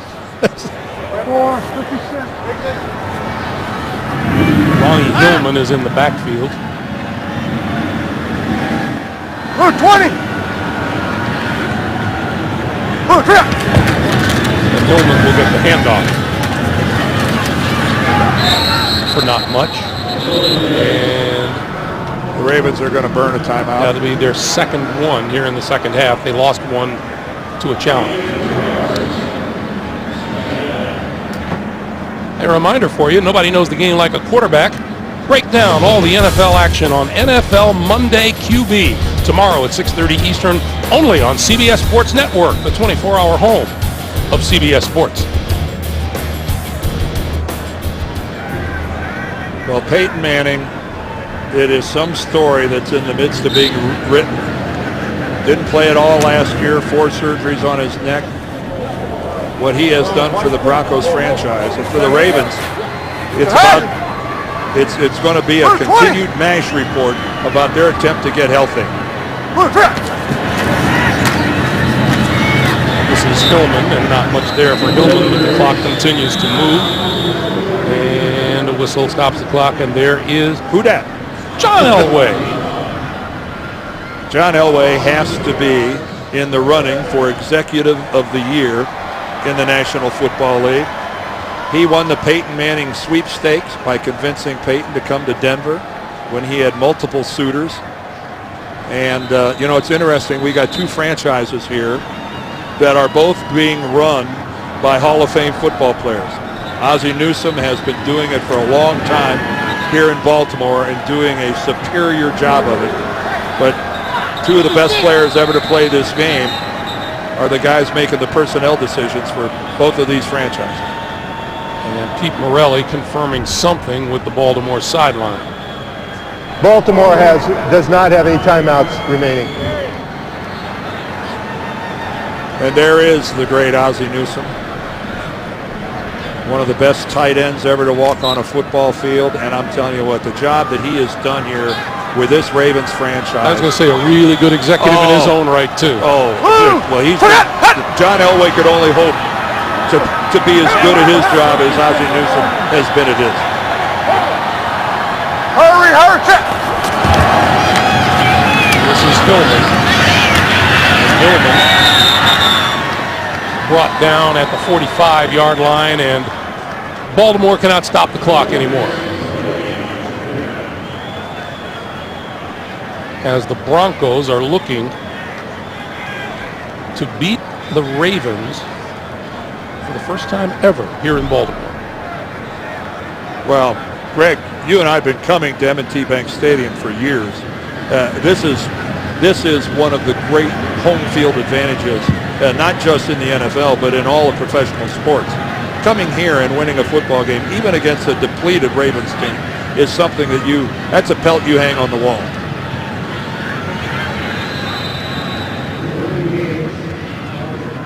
And let's see. Down. Well, they didn't care about letting the play clock run down. They'll take the 5-yard penalty. It gives Colquitt more room to punt. The great Ed Reed. I think he's trying to actually talk to the official about Kerry Williams and the penalty he got on the sideline about when he threw Eric Decker out of bounds. Looked like Ed was pleading his case. That's what a leader does. He's got the back of his team. And we get a false start. Or no, we get a, let's see. I might have been an encroachment. False start, number 12. Kicking team, 5-yard penalty remains, 4th down. So that is on Matthew Willis.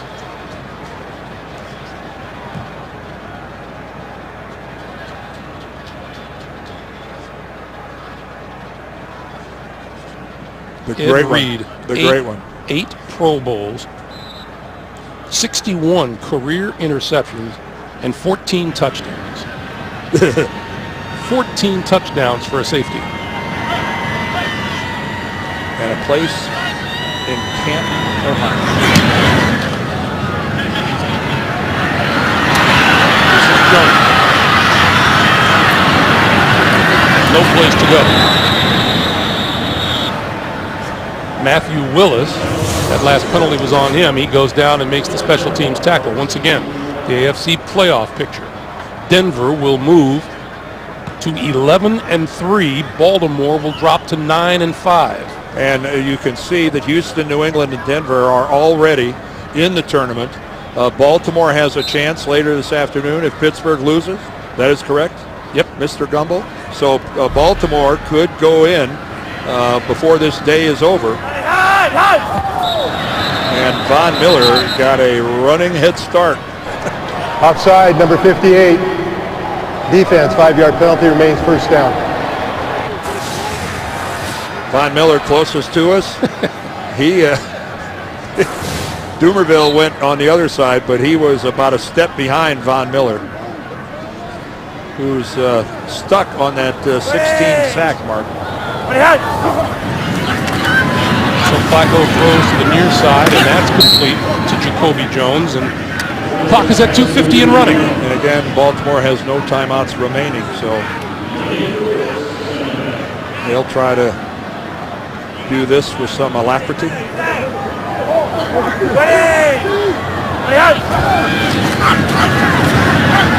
Flacco going down back at the 10-yard line. That is Derek Wolfe. Derek Wolfe, their second-round draft pick from Cincinnati who started every game this year, and he got in there just by hustle. Joe Flacco had nowhere to go. Here's Anquan Bolden. He's going against a soft zone, and Joe Flacco just couldn't find an opening. On 3rd and 13, the pass to the far side to David Reed, and Champ Bailey runs him out of bounds with 2:08 to play. Well, it's going to be a nice flight back to Denver for these Denver Broncos. That, boy, talk about going on a winning streak. Keep in mind, this football team had a pretty tough schedule to start with, and they were 2-3. And they haven't lost the game since that point. That 4th down pass falls incomplete, and the ball will go over on downs to the Broncos. You saw Jack Del Rio. Remember, Jack Del Rio coached Baltimore linebackers from 99 to, I believe it was 01. Well, a lot of outstanding coaches were on the defensive staff here in the Ravens since they came into existence. Here's Jack. It's a long and illustrious list. And Brock Osweiler has come in at quarterback. The large one. No, that's not a misprint. He is 6 feet 8 inches tall. 240 pounds. The 2nd round draft pick out of Arizona State. 180! Right hot!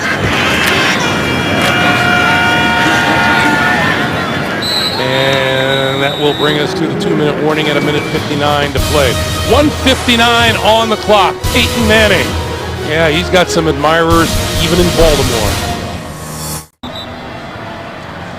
Boy, if you want to talk about the long and short of it, look at Brock Osweiler towering above his teammates. He's got to have some serious knee bend to get down there and take a snap from center.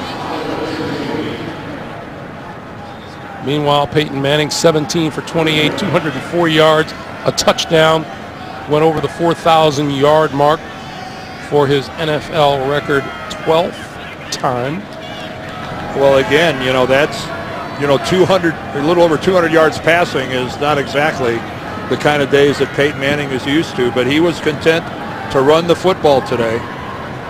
Denver ran the ball 44 times and only passed it 30 times. In this pass-happy National Football League, you don't often see that much of an overload to the running game. And as it isn't strange enough for the Ravens to lose a home game, they lose a home game for the 2nd straight time.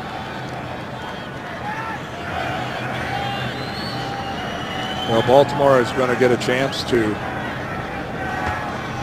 get out there and run a few plays. Another divisional champion to crown. The Green Bay Packers, with a win over the Bears this afternoon, have claimed the NFC North.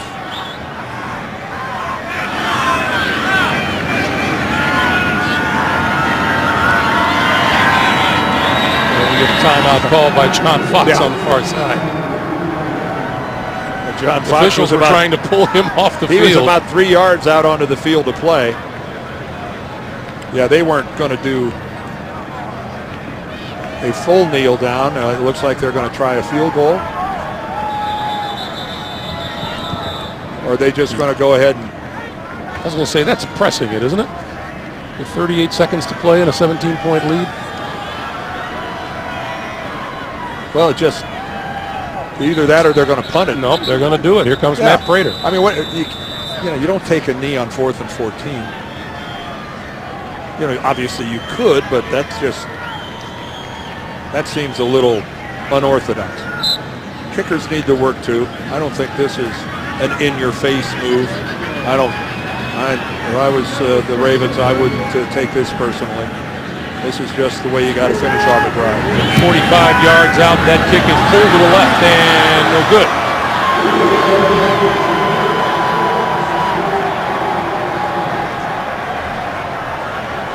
Well, Matt Prater, he's going to not be happy about that miss. It's nice to get the win, but that's your last memory of being out on the field. And Denver gets to go home and stay home for the holidays against the Cleveland Browns and the Kansas City Chiefs. And they are 11-3 and a 9-game winning streak. Right. And not exactly playing a couple powerhouses. And Flacco going down. Robert Ayers from behind.